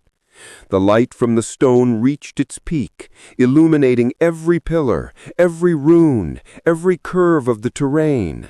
Shadows twisted and bowed, and the entity slowed, circling him with deliberate precision, testing, probing, and simultaneously guiding him toward balance. Ayaan closed his eyes for a moment, feeling the energy of the valley flowing through his entire being, through his bones, his muscles, his mind, and even the core of his spirit. The stone pulsed faster, hotter, a living heart in his hand, and he understood the final lesson of this stage. Alignment is not passive. It requires surrender, focus, courage, and the willingness to be both vulnerable and invincible at once. When he opened his eyes, the entity paused, still and solid, as if acknowledging his comprehension. The air stilled again, and the clearing seemed to breathe, a collective exhale from the stones, the pillars, the valley, and the guardians within. Ayaan felt the weight of responsibility settle upon him fully for the first time, not as a burden, but as a mantle he had been prepared to bear. The trial was not over, but the first step had been mastered, the integration of self with the valley, the stone, and the energy of all that had come before. The path ahead remained treacherous, filled with shadows, tests, and unknown powers, but Ayaan felt a deep, unshakable certainty. He was no longer merely a wanderer, he was a guardian, a conduit, a chosen bearer of the valley's legacy, and every step he took from this moment onward would resonate far beyond the clearing, beyond the mountains, and into the stories that had been waiting centuries to be rewritten through him. Ayaan lowered the glowing stone slightly, feeling its warmth seep into his skin, into his muscles, into the very core of his being, as if it had always been a part of him and had simply been waiting for this moment to awaken. The clearing was quiet now, but the silence was alive, thick with potential, humming faintly beneath his feet and brushing against his ears like a living entity. The entity before him remained still, yet its presence pressed upon him with a gentle insistence, demanding awareness, focus, and respect. Ayaan understood that this was a threshold, not merely of distance or physical space, but of understanding. Every movement he made, every thought he held, and every emotion he allowed to surface was being observed and measured, tested against the rhythms of the valley and the pulse of the stone. He stepped forward, the stone vibrating softly, sending waves of energy into the ground that radiated outward to the pillars, making them glow faintly in acknowledgement. Each step was deliberate, measured, a dialogue between him and the land. Each pulse of the stone responding to his intent, amplifying his awareness and perception. He felt the valley itself guiding him, not through force, but through resonance. An invisible thread connecting his heartbeat to the mountains, the sky, the air, and the history embedded in the very stones of the clearing. It was a dance of presence and energy, subtle yet profound, and Ayaan felt a clarity he had never known before. The entity moved then, slowly circling him, shifting between forms of shadow and light, testing not his strength, but his ability to read, to feel, to integrate, and to respond. Ayaan mirrored its movements instinctively, letting the stone guide him, allowing the pulse to synchronize with his own nervous system. Each time he shifted, the energy of the valley responded, radiating through the air and the ground, confirming alignment or correcting deviation. He realized that control alone was insufficient. He needed understanding, empathy, patience, and balance. Every small adjustment he made was a lesson, every reaction a measure of his growing mastery, and the stone pulsed in acknowledgement, stronger and warmer, binding him more fully to the valley's intent. The light from the stone began to project faint patterns into the air, luminous spirals that intertwined with the runes on the pillars, forming a living network of energy that stretched above and around him. Ayaan could sense the history embedded in those patterns, the guardians before him, the trials they had endured, the mistakes and triumphs that had shaped the valley's current state. Each spiral carried wisdom, each flicker of light conveyed guidance, and he absorbed it all, letting it flow into his body and mind without resistance. It was overwhelming, almost painful, but the stone steadied him, channeling the flow of energy so that he could process and integrate it. Suddenly, the ground beneath him trembled slightly, a low resonance that vibrated through his boots and into his spine. The entity paused in its circle, eyes glinting with acknowledgement, and Ayaan felt the next layer of the trial pressing down upon him. This was no longer passive alignment. This was the first confrontation, a test of courage, adaptability, and presence under pressure. The stone in his hand pulsed sharply, sending a surge of energy through him, reinforcing his connection to the valley, amplifying his awareness, and sharpening his instincts. The clearing seemed to respond in turn. The pillars shivered, the air shimmered, and even the wind, previously still, brushed against his face in deliberate, knowing motion. Ayaan took a deep breath, centering himself, and understood fully that fear had no place here. This was a communion of wills, an exchange of energy and intent between him, the valley, the stone, and the entity before him. Every instinct, every subtle movement, and every thought was now part of a feedback loop, a dialogue in which awareness and alignment would determine success. He lifted the stone higher, letting its light expand, illuminating the entire clearing, bathing the pillars, the figure, and himself in a radiance that felt both physical and spiritual.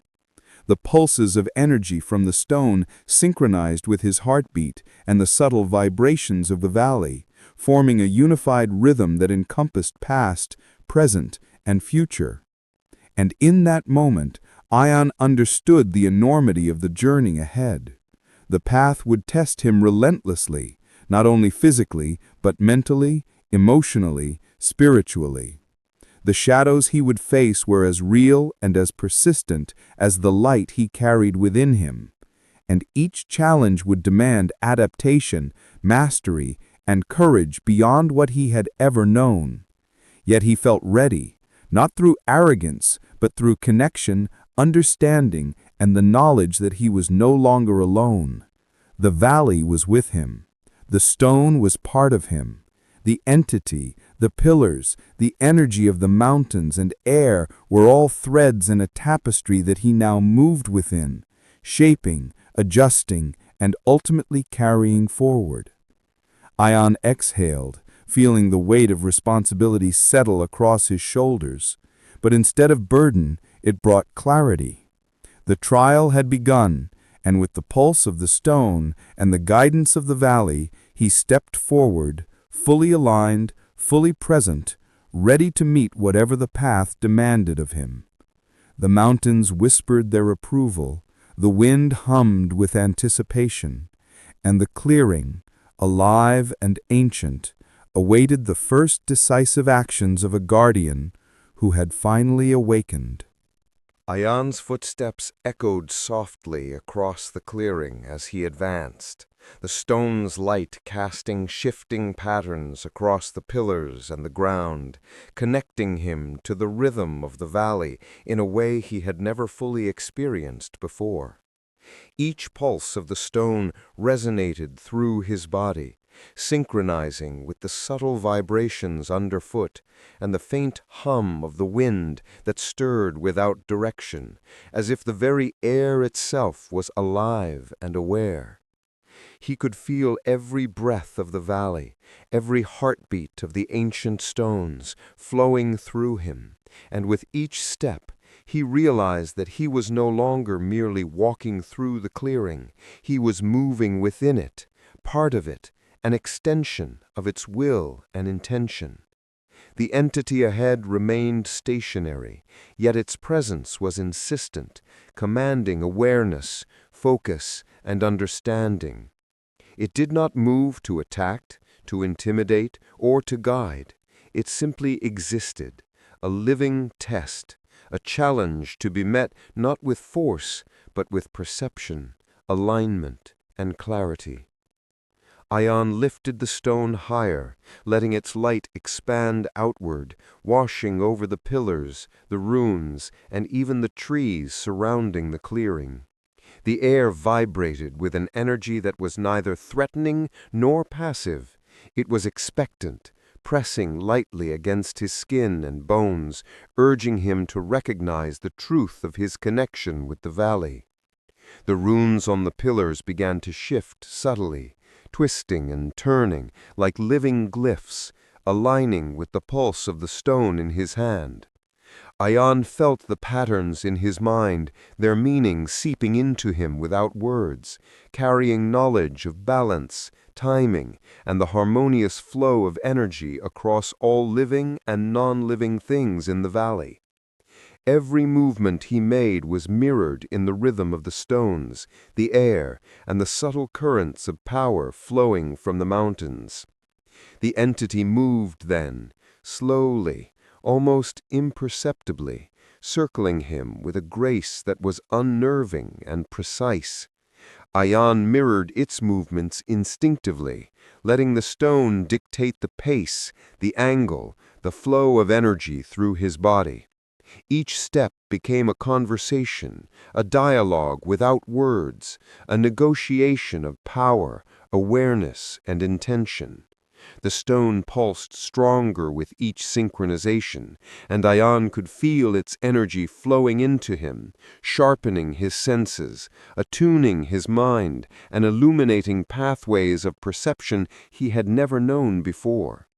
Shadows that had seemed solid moments before twisted and bowed around him, reacting to his alignment, testing his ability to maintain focus under subtle pressure, demanding intuition and courage rather than physical force. A flash of light ran across the clearing, bouncing off the pillars and illuminating the entity in a way that made it shimmer, blurring the line between solid and ethereal.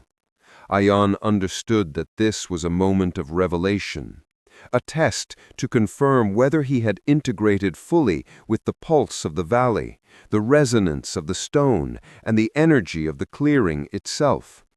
He lifted the stone higher still, letting its radiance merge with the light cast by the pillars. The ground beneath him pulsed in tandem, sending subtle vibrations through his legs, spine, and chest, as though the valley itself was affirming his alignment. The air around him thickened with energy, pressing gently, a tactile hum that guided him toward awareness and clarity. The entity slowed in its orbit, hovering slightly above the ground, and Ayaan sensed the first true test of reaction. It was not aggression, it was precision, timing, and resonance. He moved with measured intention, letting the pulse of the stone dictate his actions, adjusting his stance, his posture, and his awareness in real time. Each micro-movement was met with a response from the entity, each shift of energy mirrored, each synchronization confirmed. Ayaan could feel the history of the valley, of past guardians flowing through him, feeding his decisions, shaping his instincts, and sharpening his clarity. He realized that the trial was not a single moment, but a continuum, a series of interactions meant to attune him fully to the flow of energy that connected the stone, the valley, the entity, and himself. The clearing seemed to expand, space folding and stretching subtly, as though recognizing the growing mastery of the young guardian. Ayaan felt the connection between the stone and the valley deepen, the pulses intertwining, becoming inseparable from his own heartbeat and breath. He moved forward, fully present, fully aligned, every muscle, thought, and intention in harmony with the forces around him. The entity paused, as if acknowledging his understanding, and the air, the pillars, and the ground exhaled collectively in recognition. He had stepped into a new state of awareness, a place where fear, hesitation, and doubt had no hold, replaced entirely by presence, alignment, and clarity. And in that understanding, Ayaan knew the path ahead would continue to test him in ways that were unpredictable, relentless, and profound. Shadows would rise, trials would come, and the energy of the valley would demand more of him than mere courage or strength. But he was ready. He had become part of the rhythm, the pulse, and the intent of the valley itself, and every step from this moment forward would carry the resonance of the stone, the entity, and the ancient land that had chosen him to bear its legacy. The trial was far from over, yet, for the first time, he felt unshakable, whole, and capable of facing whatever came next. Ayaan stepped lightly across the clearing, the stone in his hand radiating a light that no longer belonged solely to him, but flowed outward, touching the pillars, the trees, and even the distant mountains with a gentle, resonant pulse. Each step felt like a conversation with the valley itself, the ground beneath his boots vibrating faintly in sync with the stone's heartbeat, the air around him humming with subtle energy that brushed against his skin and seeped into his chest. The entity remained ahead, hovering with a fluid grace that shifted between solid form and shadow, watching, testing, assessing. Ayaan understood that this was not an opponent, but a reflection of the valley's intent, a living mirror designed to measure his alignment, perception, and ability to integrate fully with the energy he now carried. He moved forward deliberately, feeling the stone's warmth extend through him like liquid fire, awakening every nerve, every muscle, every fiber of his being. The clearing seemed to expand around him, the pillars stretching taller, their runes twisting and flowing with light that mirrored the pulse of the stone.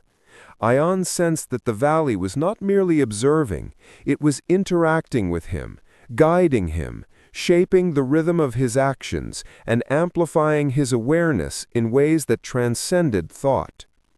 Every breath he drew, every heartbeat, every subtle shift in posture carried significance, resonating with the subtle currents of energy that flowed invisibly between the entity, the stone, and the valley itself. The entity moved then, circling him in a dance of shadow and light, each motion deliberate and precise. Ayaan responded instinctively, letting the stone dictate the rhythm, allowing its pulse to guide his movements. The clearing thrummed with energy as the interaction intensified, the runes on the pillars lighting up in patterns that shifted and swirled like living constellations. Ayaan could feel the history of the valley, of all the guardians who had come before him, threading through his body, informing his balance, his perception, and understanding of the unfolding trial. The stone pulsed sharply in his hand, reinforcing his connection to the valley and synchronizing his awareness with the entity's movements. A sudden surge of wind swept through the clearing, scattering leaves and dust, yet Ayaan remained steady, his focus absolute. The stone's light expanded outward, illuminating the entity fully, revealing shifting symbols across its form that pulsed in perfect harmony with the patterns in the air, the pillars, and the ground beneath him. He realized that every subtle movement of the entity was a question, a test of alignment, intuition, and responsiveness, and every adjustment he made was both answer and demonstration of mastery. Shadows bent and folded around him, responding to his integration with the stone and the valley, and he understood that this trial was not one of strength, but of harmony, precision, and insight. Ayaan lifted the stone higher, its light spreading like a tide over the clearing, and the entity paused, hovering directly before him. The air thickened with energy, pressing against his skin and weaving around his limbs, yet he felt no resistance. He exhaled slowly, aligning himself fully with the pulse of the valley and the rhythm of the stone, letting the currents of energy flow freely through his body. His mind expanded, perceiving subtle shifts in the environment, the tilt of the runes, the vibrations of the ground, the interplay of light and shadow, all of which became guides for his movements and decisions. He realized that mastery required presence, not dominance, and integration, not control. The clearing seemed to respond, stretching and contracting subtly, the pillars bending slightly inward as though acknowledging his alignment.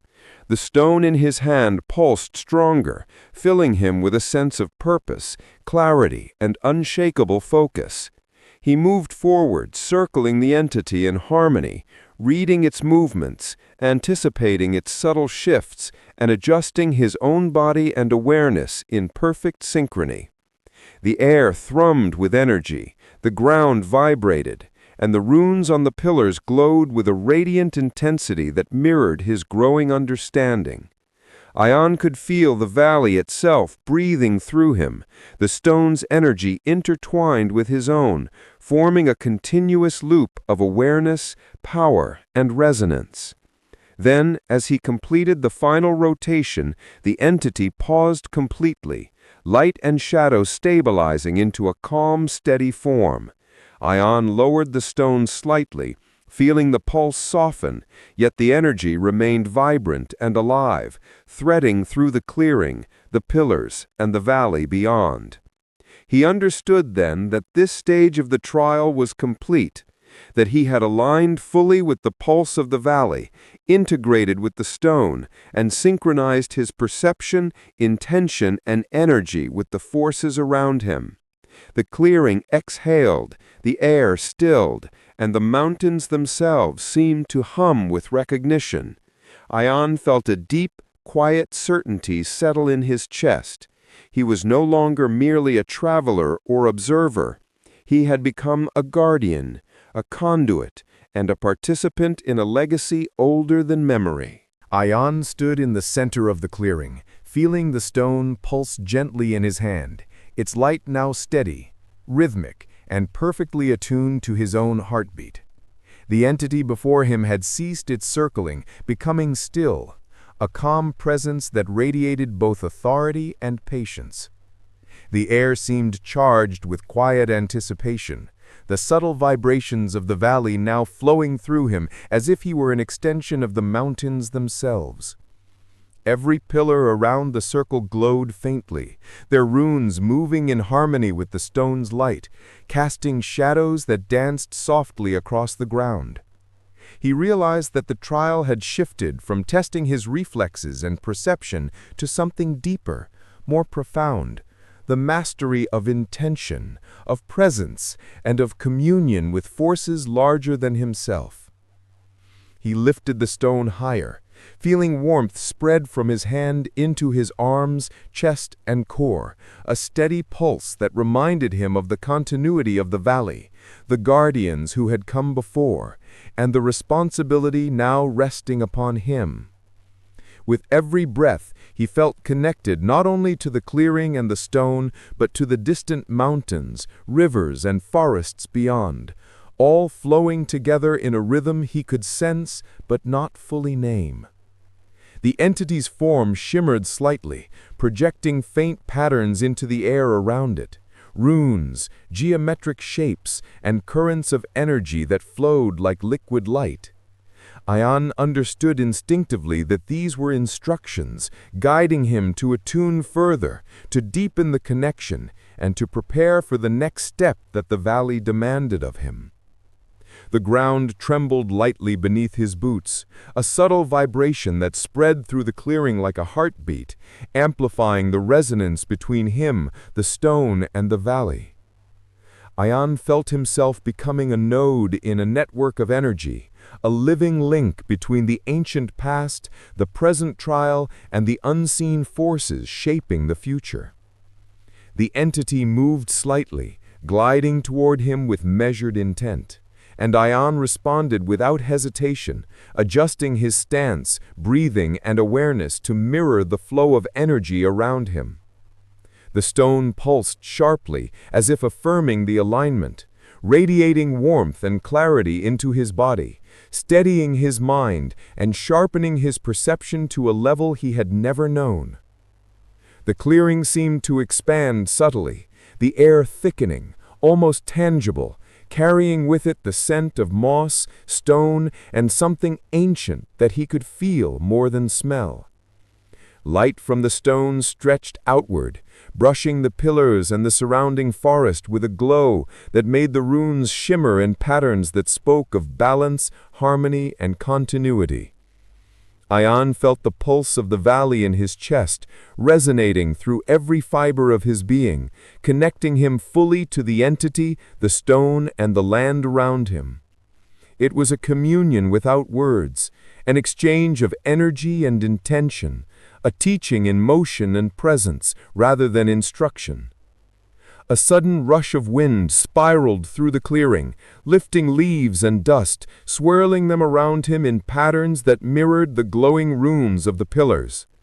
The entity circled him once, slowly, precisely, testing his focus, his alignment, and his ability to integrate fully with the pulse of the valley. Ayaan moved in perfect harmony, letting the stone dictate the flow, allowing his body and mind to respond instinctively to the subtle rhythms of the clearing. Every step, every breath, every flicker of awareness became part of the resonance, and he realized that the trial was less about action and more about attunement, understanding the ebb and flow of energy, learning to bend without breaking, and to merge without losing himself. The stone pulsed brighter, sending waves of warmth and light through him, and the entity paused in front of him, its form shimmering, radiating subtle patterns into the air that shifted like liquid light.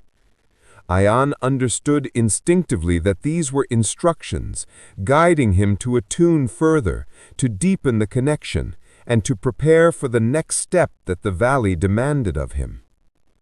Ayaan exhaled deeply, feeling a calm certainty settle over him. The trial had not ended, but he had reached a threshold, a place where perception, presence, and resonance had merged fully with the power he now carried. He was no longer merely a participant or observer, he was a guardian, a conduit, a vessel for the valley's energy, ready to face the challenges that awaited him in the path beyond the clearing. The mountain seemed to hum in recognition, the wind carried a soft vibration of approval, and the pillars glowed steadily, acknowledging that a new chapter had begun, one in which Ayaan would walk fully awake, fully aligned, and fully responsible for the forces he now commanded. Ayaan stood at the center of the clearing, the stone's steady glow illuminating the intricate runes carved into the pillars, each one now vibrating faintly in response to his presence.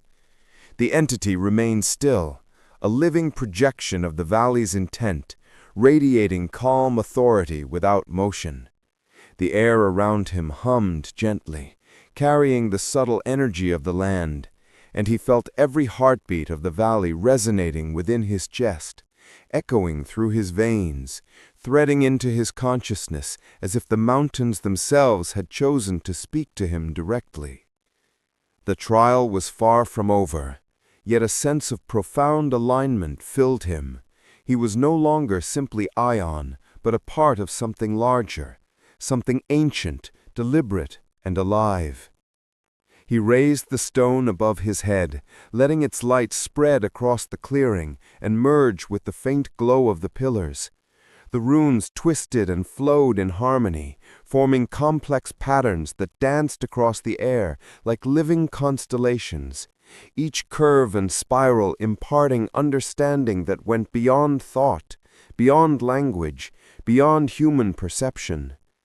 Ayaan inhaled deeply, feeling the pulse of the valley flow through him and into the stone, and realized that the true test of the trial was not strength, skill, or courage. It was mastery of awareness, intention, and harmony.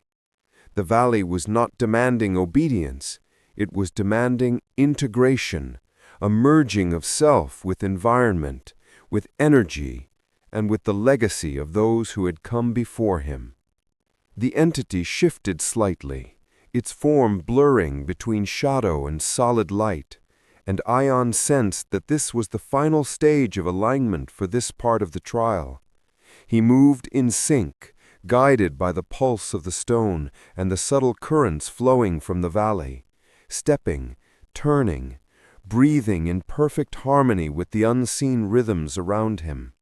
Each movement was precise yet fluid, every subtle gesture a reflection of the bond he now carried with the clearing, the pillars, the stone, and the entity. The air vibrated gently with the resonance of energy, pressing lightly against his skin, flowing through him, demanding focus and reinforcing awareness.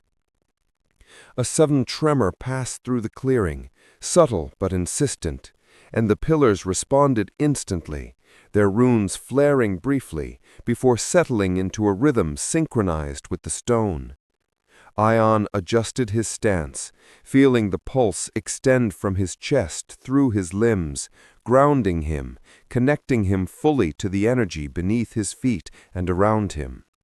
The entity circled slowly, deliberately, testing his ability to maintain the rhythm, to remain fully attuned to the pulse, to move as part of the valley rather than in isolation.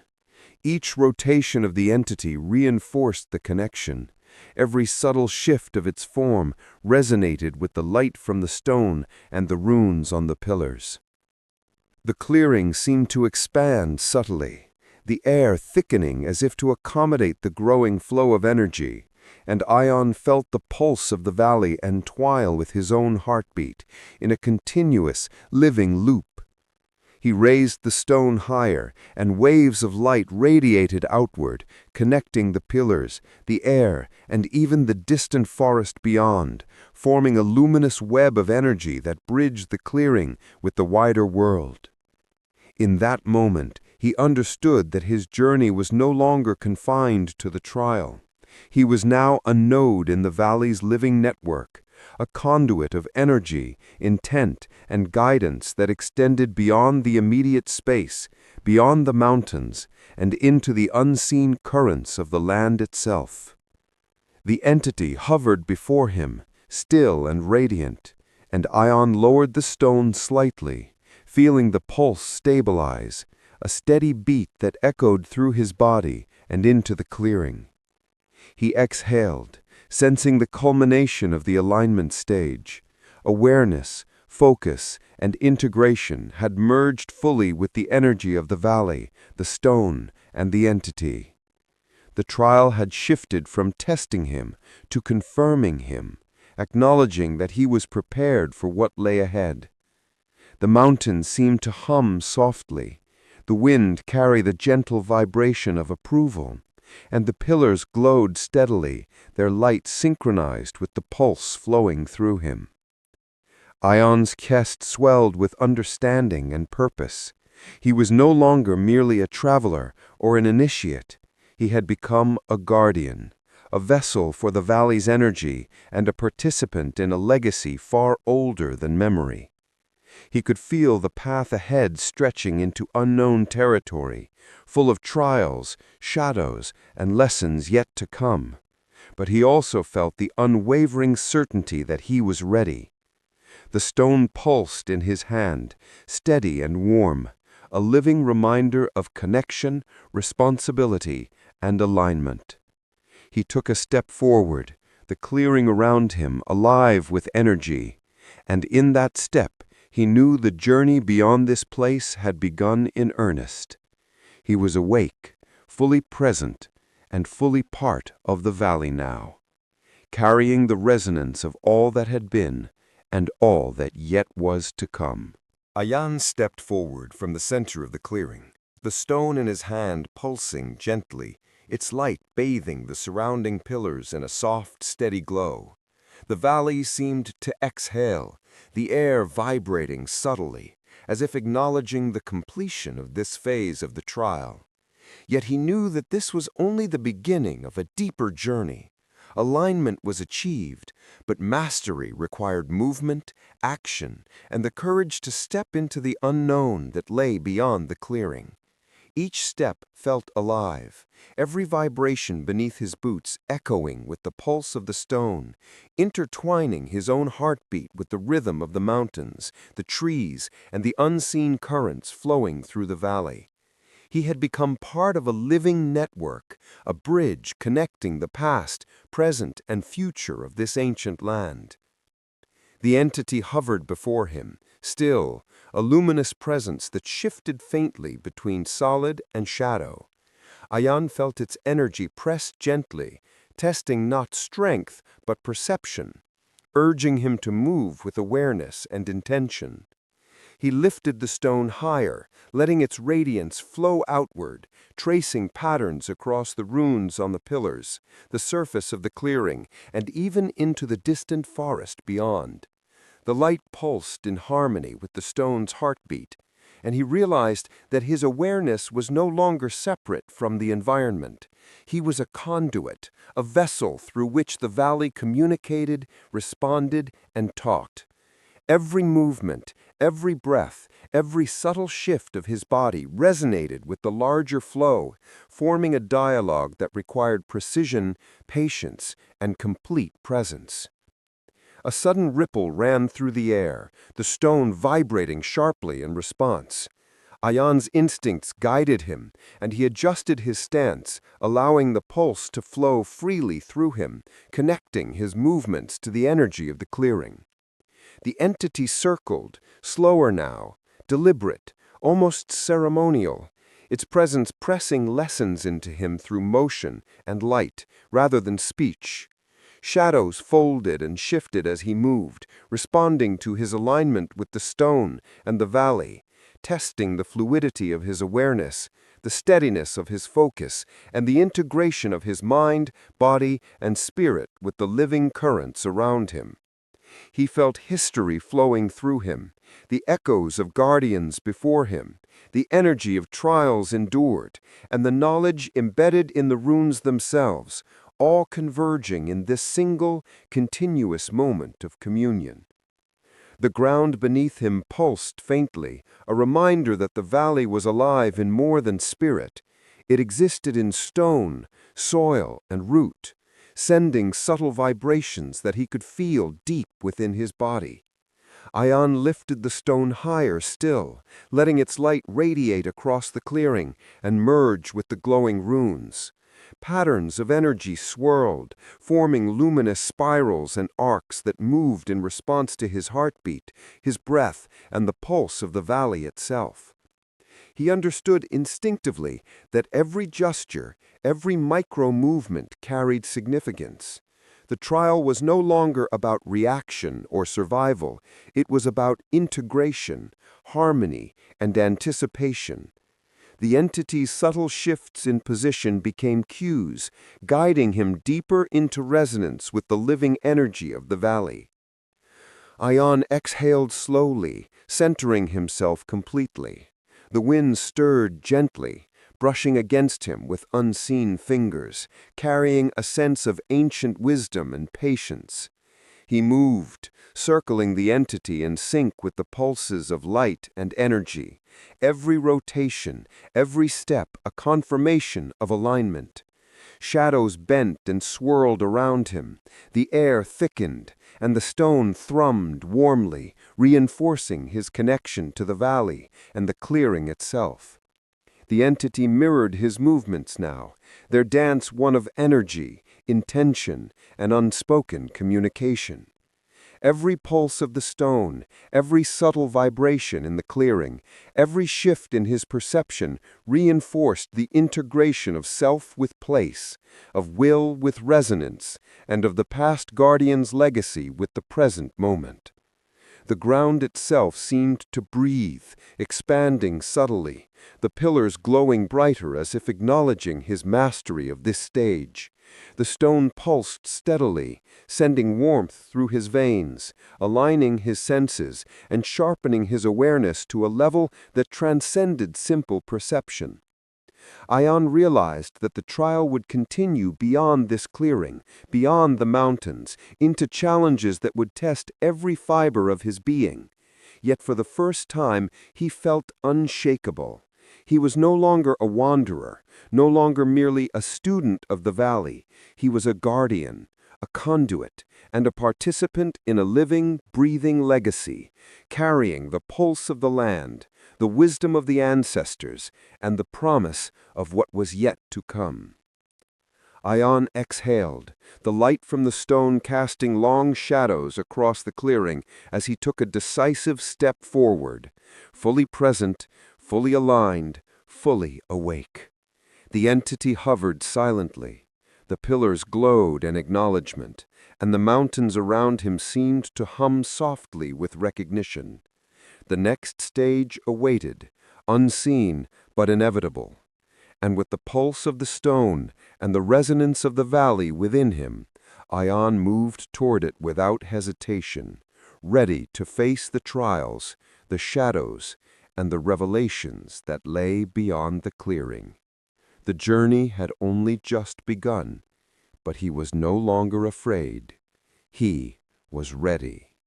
Ayaan's step carried him beyond the edge of the clearing, where the glow of the stone illuminated a path winding into the shadowed forest. The light shimmered on the trunks of ancient trees, tracing intricate patterns of bark and moss that seemed alive, subtly shifting under his gaze. The air here was thicker, infused with the pulse of the valley, yet layered with the unknown, carrying whispers of energy that brushed against him like invisible currents. Every breath felt magnified, each inhalation filling him with the weight and wisdom of centuries, every exhalation releasing tension, doubt, and hesitation.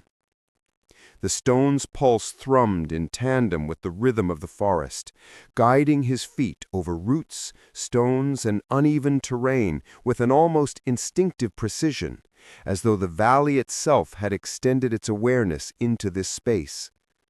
Shadows moved between the trees, shifting in form, yet never fully solid, and Ayaan sensed them as part of the trial, neither hostile nor passive, merely present to test his perception and alignment.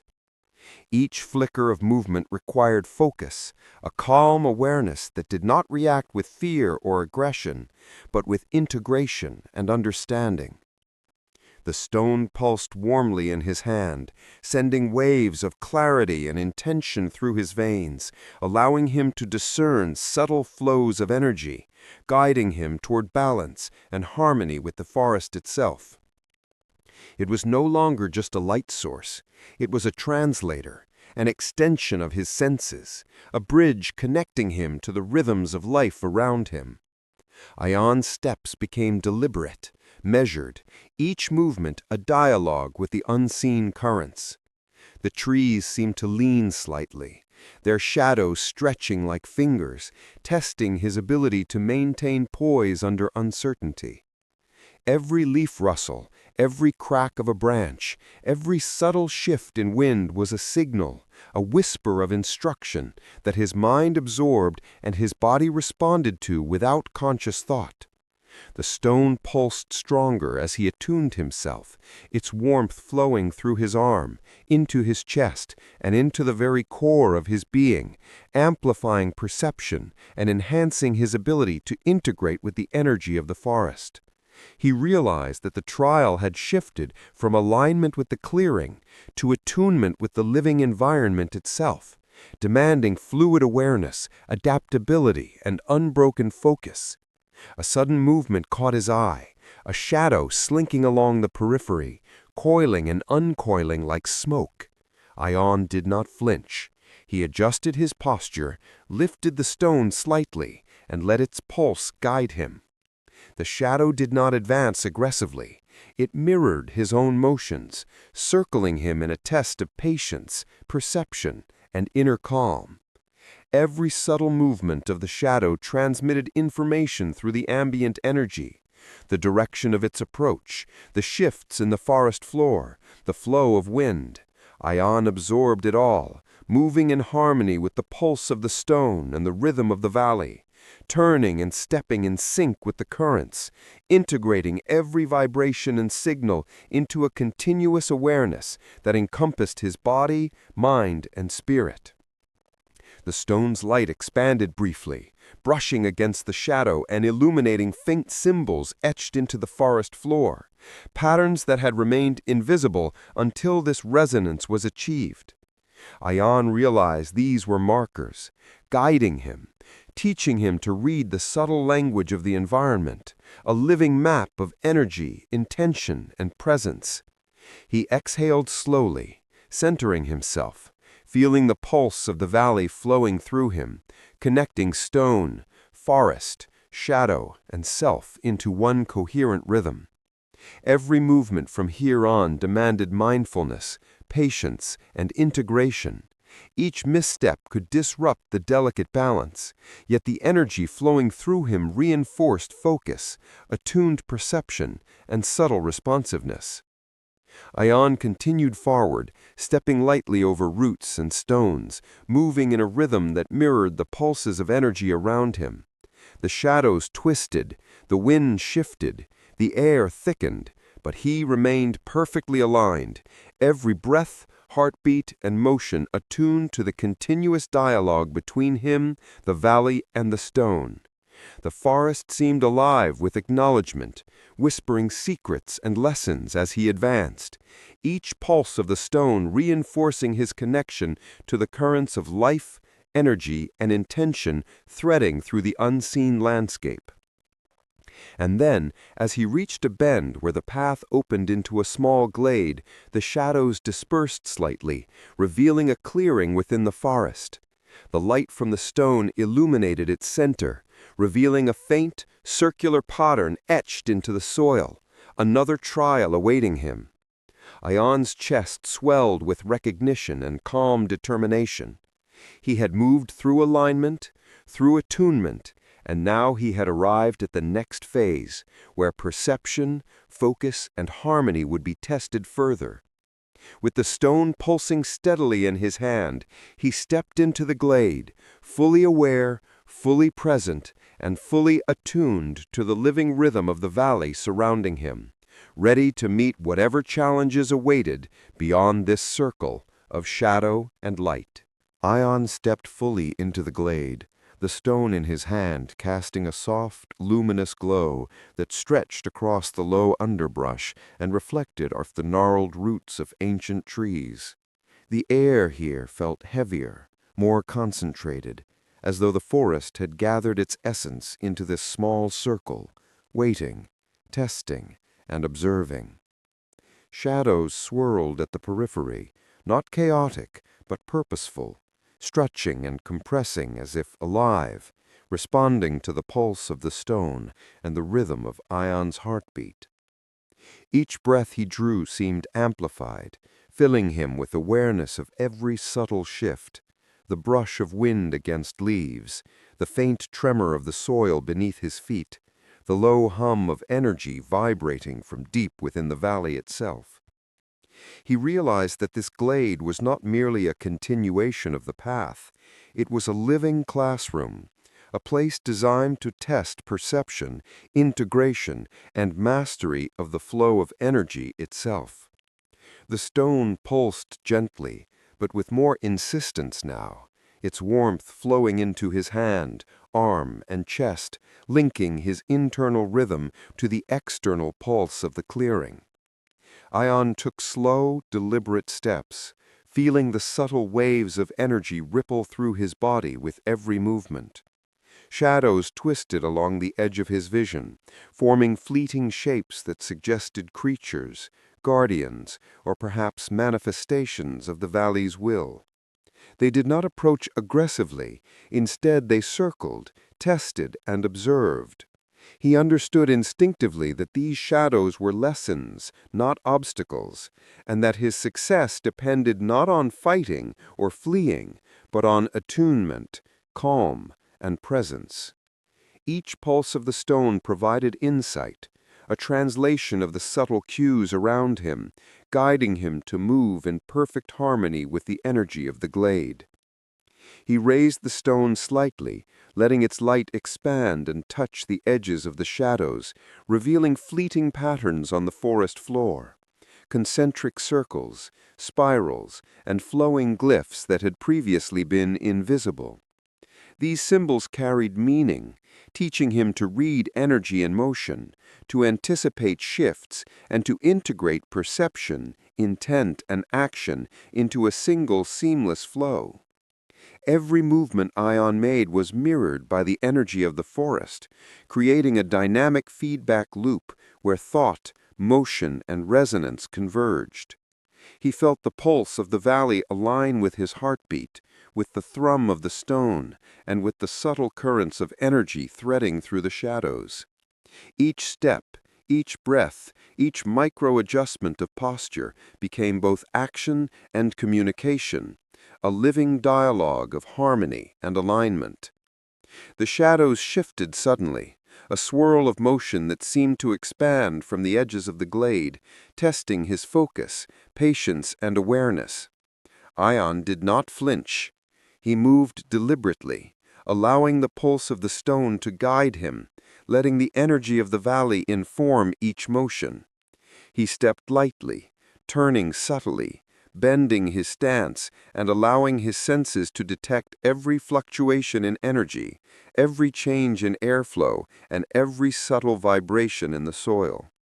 The stone thrummed with resonance, sending warmth and clarity through his veins, aligning perception, intuition, and reaction in a seamless flow.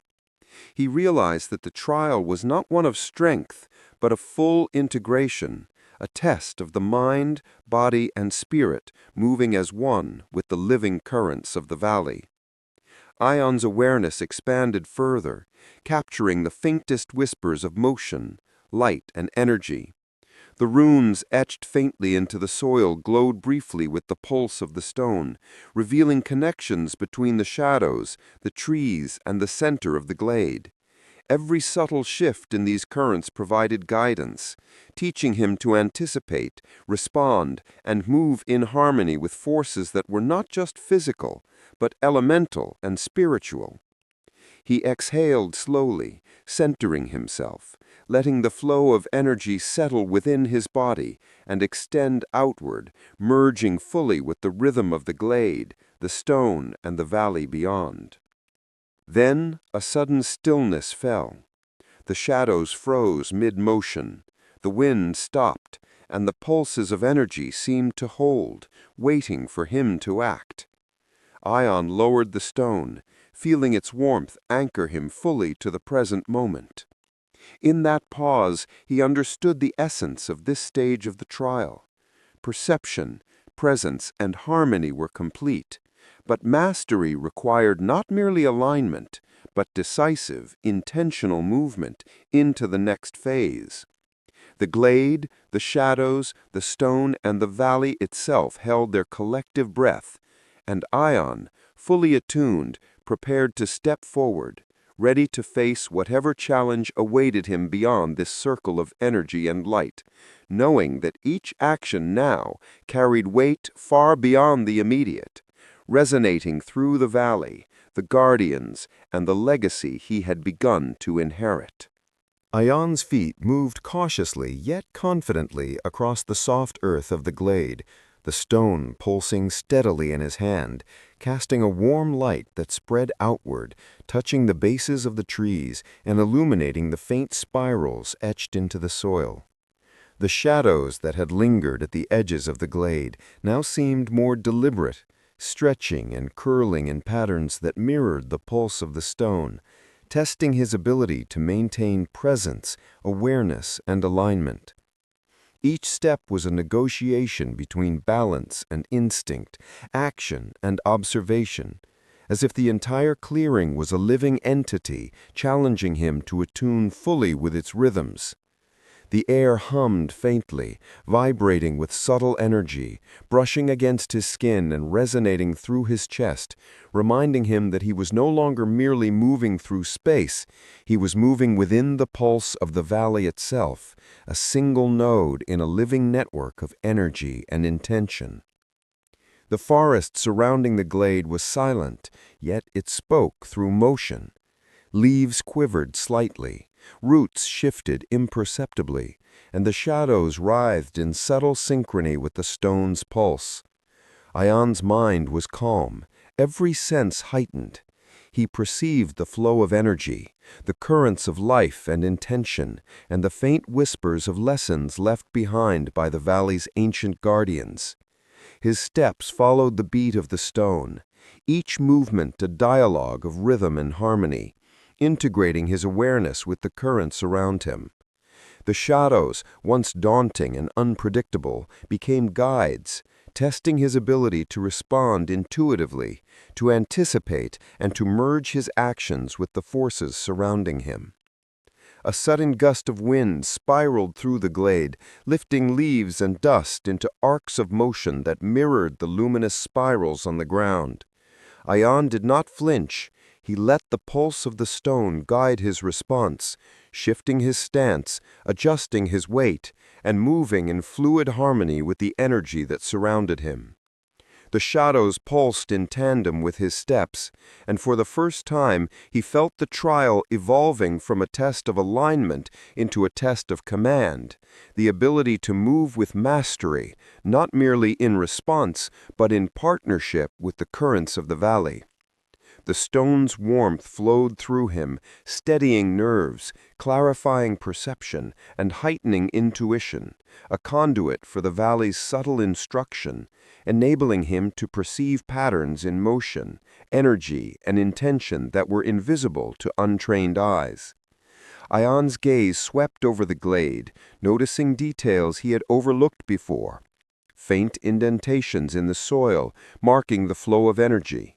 Patterns in the light filtering through the canopy, the way the shadows responded to his presence with subtle shifts and pauses. Each observation deepened his understanding, connecting perception, action, and resonance into a seamless network. The stone pulsed more insistently, a living heartbeat in his hand, guiding him, teaching him, and affirming his progress. He knew without doubt that the next stage awaited him beyond this circle, and with his senses fully awakened, his awareness aligned, and his body attuned to the rhythm of the valley, he was ready to take the next step, moving forward not as a student, but as a guardian, a conduit, and a participant in a living, breathing legacy far older than himself. Ayaan lingered at the center of the glade for a heartbeat, feeling the pulse of the stone resonate through every fiber of his being, a subtle yet insistent rhythm that connected him to the valley, the forest, and the unseen currents threading through the mountains beyond. The shadows at the edge of the glade had settled into stillness, their movements paused in acknowledgement of his presence, yet their quiet energy suggested that the next stage of the trial was imminent. He could feel it pressing gently, a subtle invitation, demanding focus, awareness, and absolute harmony. Each breath he drew carried the weight of the valley's history, the legacy of guardians past, and the promise of the challenges yet to come. He exhaled slowly, letting the pulse of the stone guide his body, his mind, and his perception into a seamless alignment with the living rhythms of the glade. The patterns etched into the soil beneath his feet shimmered faintly, glowing in response to the energy flowing from the stone, forming spirals and arcs that seemed to shift and expand with each heartbeat. Ayaan stepped lightly, letting his movements mirror the flow of energy, each gesture precise, deliberate, and fluid. The forest seemed to breathe around him, the sway of the trees, the rustle of leaves, the faint hum of life in the soil, all weaving into the rhythm he now carried within himself. He was not merely observing, he was integrated, a living conduit, and every action became part of the valley's pulse, every subtle shift in posture, every controlled breath, a demonstration of mastery over perception, awareness, and alignment. A sudden flicker of motion at the periphery of his vision drew his attention. The shadows began to swirl, forming shapes that resembled figures, creatures, and yet remained ephemeral, composed of energy rather than substance. They circled him slowly, deliberately, testing his focus and ability to remain attuned under subtle pressure. Ayaan did not react with fear or haste. Instead, he allowed the pulse of the stone to guide him, stepping with precision, letting his body move instinctively in perfect harmony with the energy currents of the glade. Each rotation, each subtle shift was met with a pulse from the stone, a confirmation that his integration with the valley and its forces was deepening. He raised the stone slightly higher, letting its glow extend outward, illuminating the shadows and revealing intricate glyphs faintly etched into the trunks of the surrounding trees. These markings seemed to shimmer and change as he watched, forming patterns that suggested motion, flow, and connection, guiding his awareness deeper into the subtle dynamics of the glade. Ayaan felt the energy of the forest extend through him, threading into his muscles, nerves, and bones, synchronizing his heartbeat with the pulse of the valley, the stone, and the living shadows. He understood instinctively that this was a stage of mastery, the ability to perceive and respond with precision, to integrate perception and action seamlessly, and to maintain calm, focus, and clarity under dynamic pressure. The wind shifted again, lifting leaves into arcs of motion that mirrored the glowing patterns beneath his feet. Ayaan moved, circling the center of the glade with fluid precision, allowing the pulse of the stone to guide each step. The shadows mirrored him in perfect synchronicity, forming a living rhythm of energy and motion that was at once a challenge and a teaching. He could feel the valley itself watching, the pulse of the mountains and forest threading through him, amplifying his perception and sharpening his intuition. Every subtle change in the environment, every flicker of light and shadow, every vibration beneath his feet was a lesson, a prompt, and a confirmation of alignment with the living forces around him. Finally, the shadows parted, forming a ring at the edge of the glade, and the patterns etched into the soil glowed steadily, pulsating in perfect harmony with the stone. Ayaan paused in the center, lowering the stone slightly, and felt the culmination of this stage of the trial settle through him. The air hummed softly, the forest exhaled, and a profound stillness descended upon the glade. He had integrated fully, attuned completely, and achieved a state of presence and awareness that extended beyond body and mind into the living energy of the valley itself. With the pulse of the stone guiding him, he knew the path forward awaited. Trials, shadows, and revelations stretching beyond this glade, but he was ready. He was awake, aligned, and prepared to move forward as guardian, conduit, and participant in the living legacy he had begun to inherit. Ayaan stepped carefully out of the glade, the stone's gentle glow illuminating the twisted roots and thick underbrush as the forest seemed to shift subtly around him, adjusting to his presence. The shadows that had lingered at the edges of the glade had dispersed into faint, drifting currents of energy, no longer testing him, but observing, acknowledging the resonance he carried. Every footfall felt weighted with purpose, each movement synchronized with the pulse of the stone and the living rhythms of the valley. He could feel the heartbeat of the earth beneath him, a steady thrum that echoed through his legs and chest, threading into the steady cadence of his own breathing. The path ahead wound deeper into the forest, darker and more uncertain, yet he felt a clarity that had not been present before, a quiet certainty that the valley itself guided him forward. The air thickened with a subtle hum, the wind carrying the scent of moss, damp earth, and ancient growth, layering the clearing's energy with something primal and enduring. Shadows flitted across the path in glimpses, shapes that could have been creatures, spirits, or merely projections of the valley's will, yet Ayaan did not hesitate. The pulse of the stone guided his movements, its warmth radiating through his hands, arms, and chest, threading into the core of his being, attuning him to currents that were invisible yet undeniably present. Every subtle vibration, the sway of a branch, the rustle of leaves, the shift of soil beneath his boots was amplified in his perception, forming a continuous stream of information that his mind processed as instinct, his body responded to as motion, and his awareness integrated as understanding. A flicker of movement ahead caught his attention, a shadow coiling and stretching, hovering between form and energy, testing his patience, perception, and balance. Ayaan exhaled slowly, centering himself fully, and stepped forward in rhythm with the pulse of the stone. He let its energy guide him, allowing the currents of the valley to dictate subtle shifts in stance, alignment, and focus. The shadow mirrored his movements, circling him slowly, a dynamic test of mastery and integration rather than confrontation. Each step, each tilt of his body, each breath maintained a dialogue with the unseen forces around him. The stone's pulse grew warmer, more insistent, reinforcing his connection to the forest, the clearing he had left behind, and the unseen network of energy threading through the valley. The forest seemed to respond to his alignment.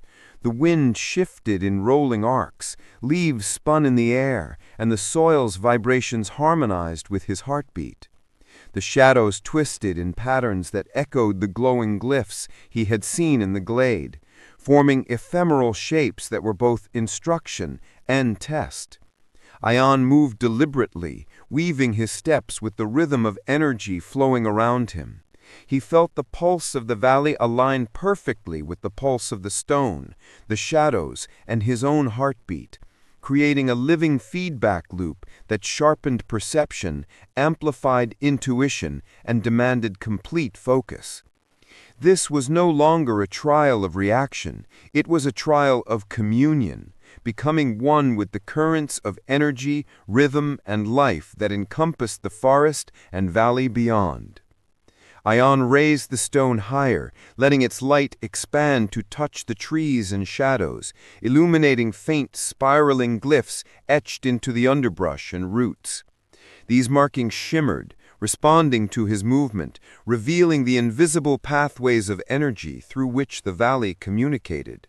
He understood instinctively that each motion, each rotation of his body, each subtle shift of focus was part of a language of motion, energy, and perception that transcended ordinary thought. Every step became a lesson in awareness, every pause a confirmation of alignment, every breath a bridge connecting self with the living pulse of the valley. Then a subtle shift in the forest occurred. The shadows parted, forming a path lined with glowing glyphs and faint pulses of energy that led deeper into the unknown. Ayaan's chest swelled with understanding. He had passed this stage, integrated with the energy, and attuned fully to the living rhythm of the forest.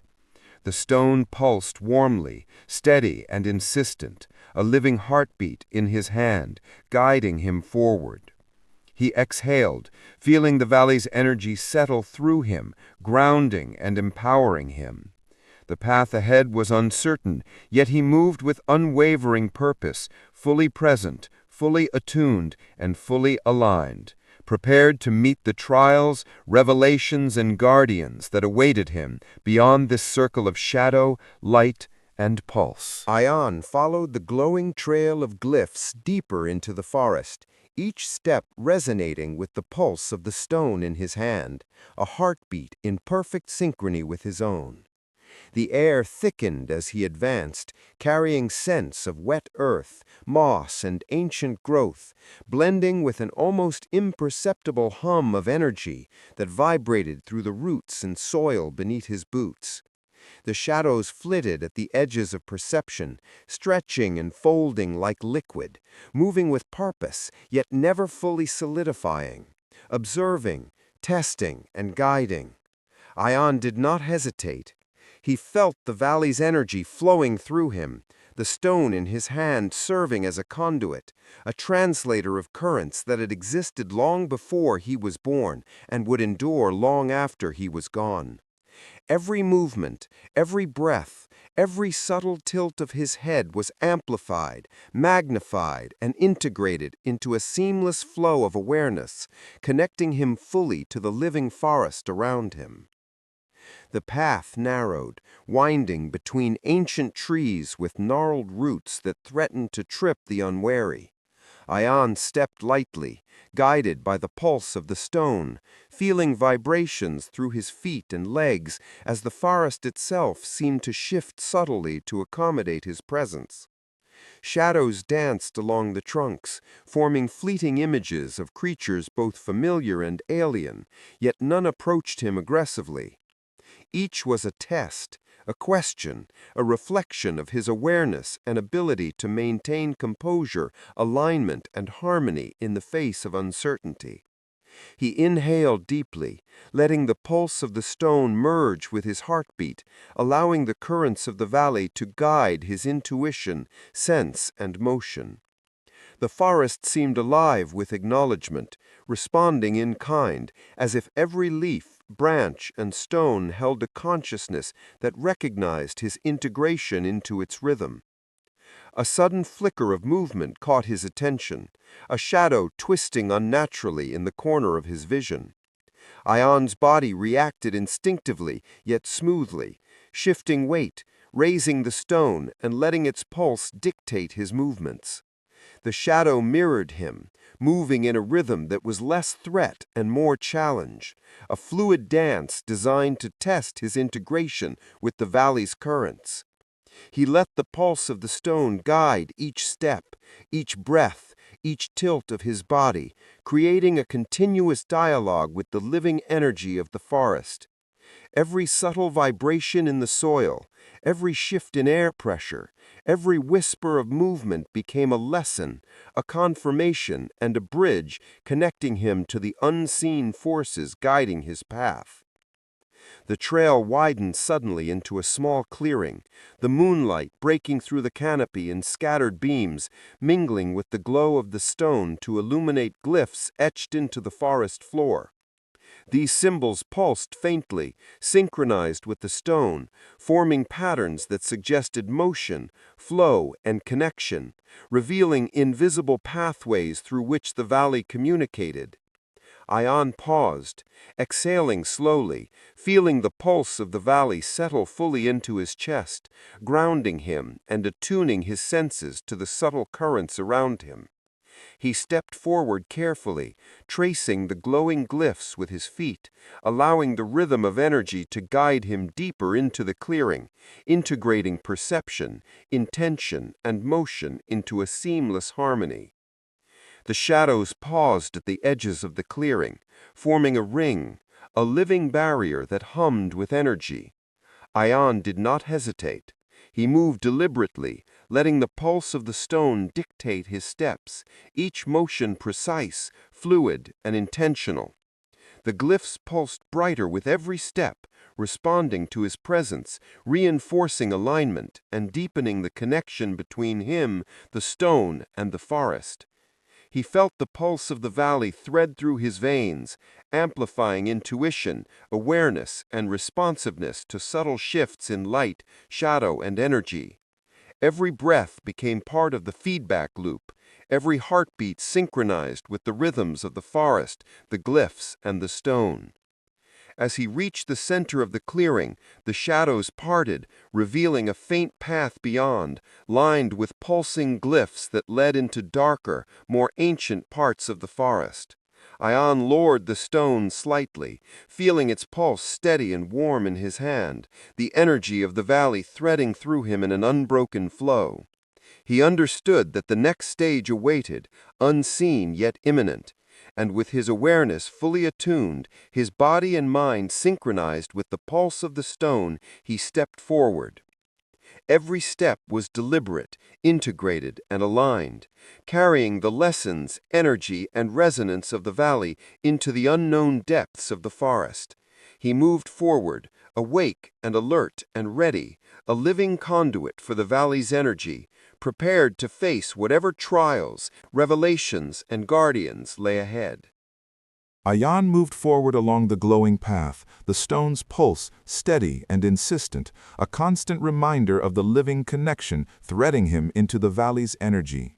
The forest around him had grown darker, the trees towering and twisted, their roots forming natural obstacles that seemed alive, curling slightly underfoot as if testing his balance and awareness. Shadows flickered in peripheral vision, coalescing and dispersing like smoke, never fully tangible yet undeniably present, carrying a weight of intent and curiosity. Each breath he drew seemed to amplify perception, every heartbeat resonating in harmony with the stone, forming a continuous bridge between his body and the subtle currents flowing unseen through the forest. The valley's energy hummed faintly beneath his feet, a pulse that guided his intuition, refined his focus, and informed every movement he made, even in the face of uncertainty and darkness. He stepped lightly over roots that would have been obstacles for any ordinary traveler, his awareness expanded to include the minute vibrations of the earth beneath him, the subtle shifting of leaves in the air, the faint hum of life in the shadows.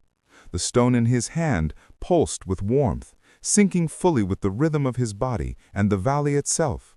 Shadows danced along the trunks of the trees, stretching and coiling, forming shapes that hinted at creatures, guardians, and symbols of energy. Yet they were not threats, they were guides, tests of presence, and mirrors of alignment. Ayaan moved deliberately, every motion fluid, responding instinctively to the unseen currents, every tilt of his head, every step, every subtle adjustment a part of the living dialogue between him and the forest. A sudden flicker of movement drew his attention. A shadow twisted unnaturally, coiling into a spiral that hovered at the edge of the path. Ayaan's chest tightened slightly, but he did not falter. He exhaled slowly, letting the pulse of the stone guide him.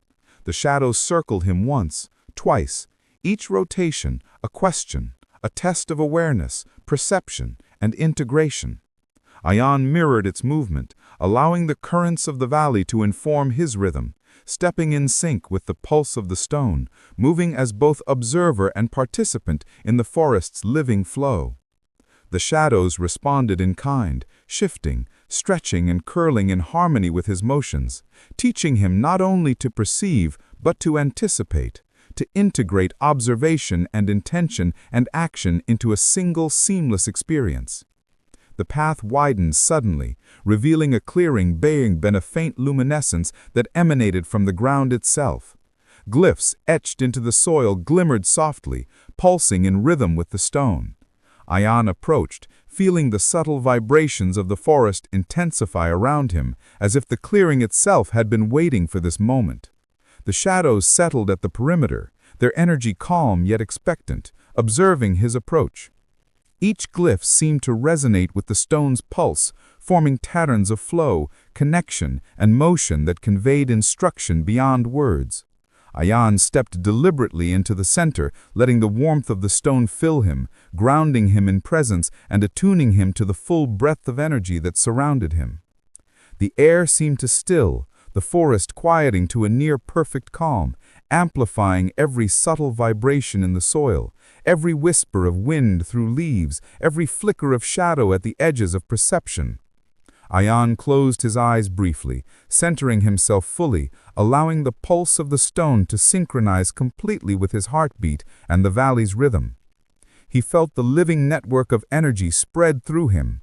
The trails of the forest, the memory of the glade, the guidance of the glyphs, and the watchful presence of unseen forces.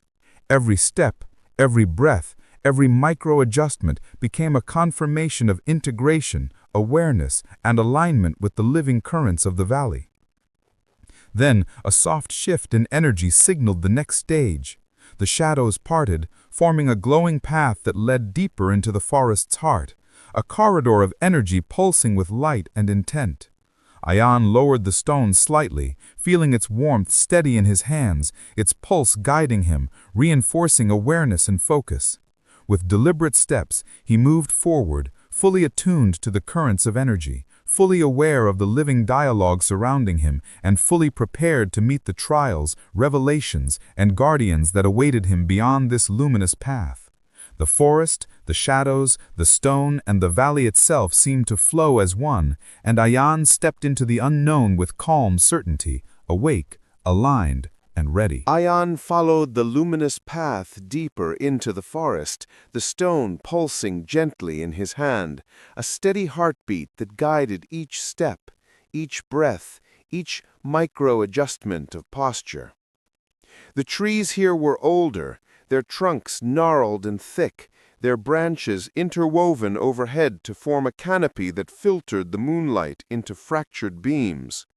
Shadows pooled in every hollow, yet none moved aggressively. They twisted and shifted like liquid, carrying energy that whispered of unseen intent and quiet observation. The air was alive, carrying subtle vibrations that threaded through the roots, the soil, and the underbrush, and Ayaan felt every pulse resonate through his body, a living symphony of perception, awareness, and integration. Each step was both careful and fluid, a negotiation between precision and instinct, movement and observation, action and understanding. The stone's pulse thrummed in rhythm with the valley beneath him, its warmth extending through his arm, chest, and legs, binding him to the subtle currents flowing unseen through the forest. Ayaan's senses were heightened beyond normal perception.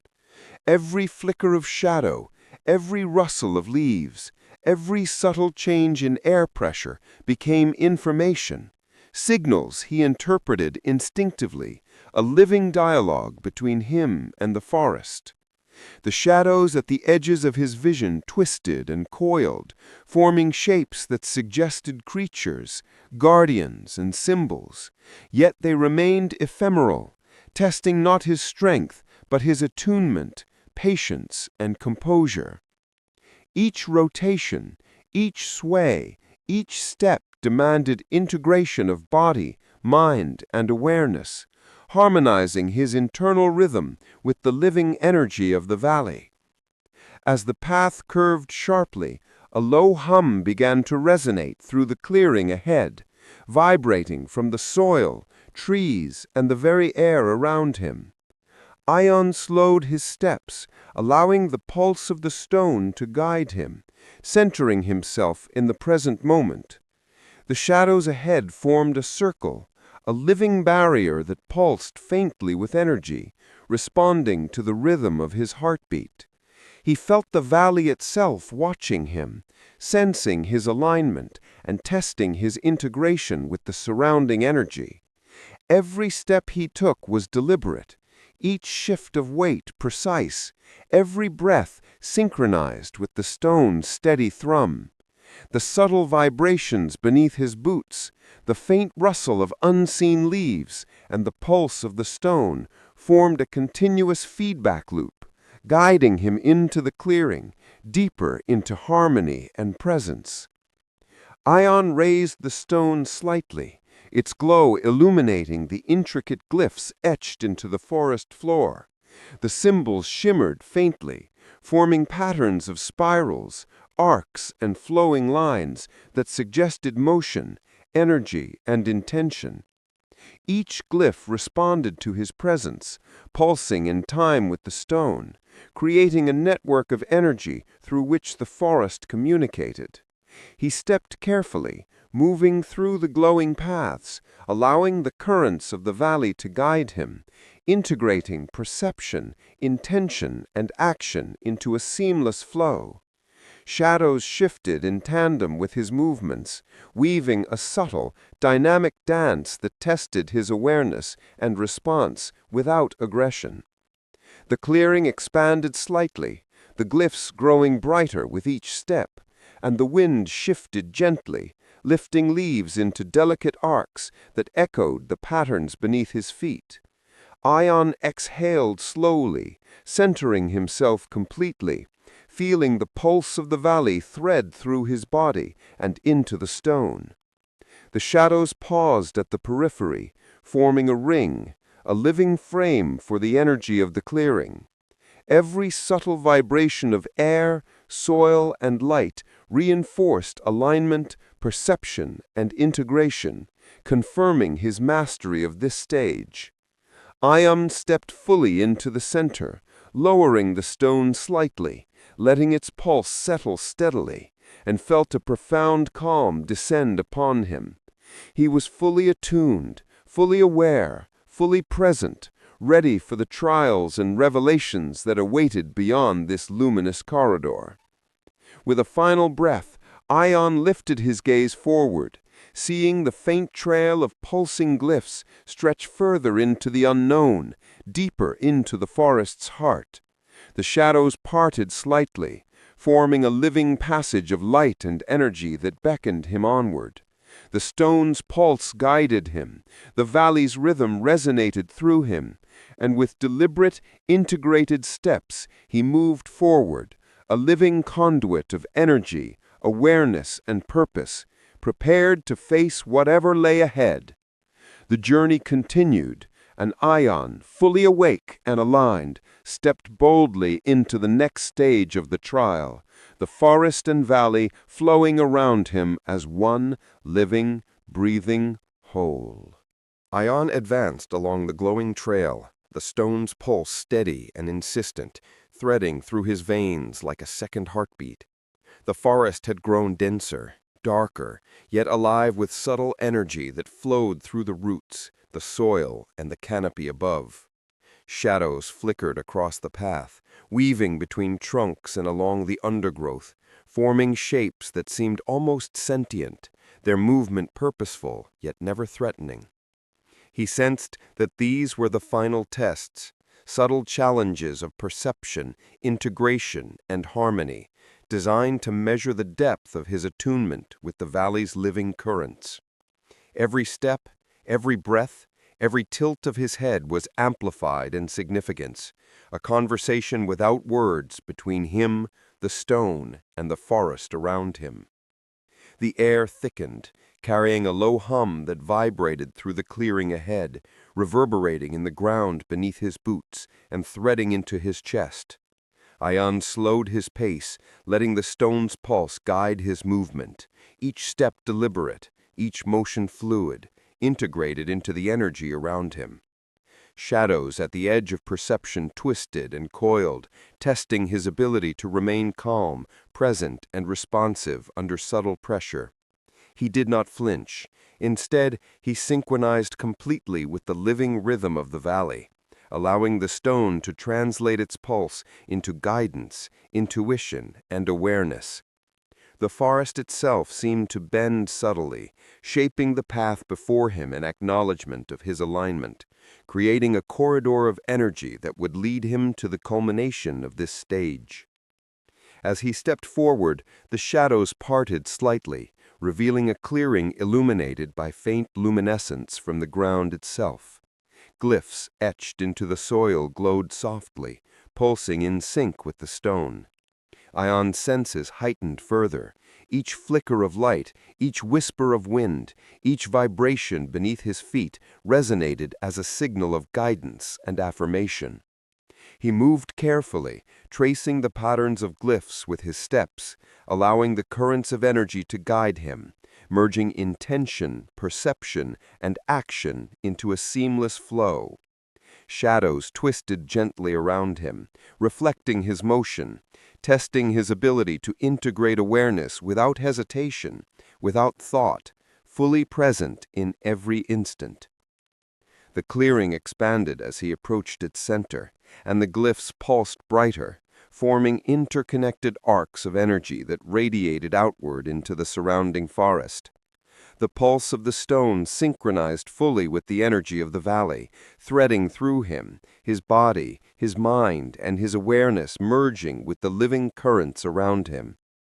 Every subtle vibration, the rustle of leaves, the shift in wind, the faint tremor of soil, was amplified, interpreted, and integrated instinctively, forming a dialogue of perception, action, and presence.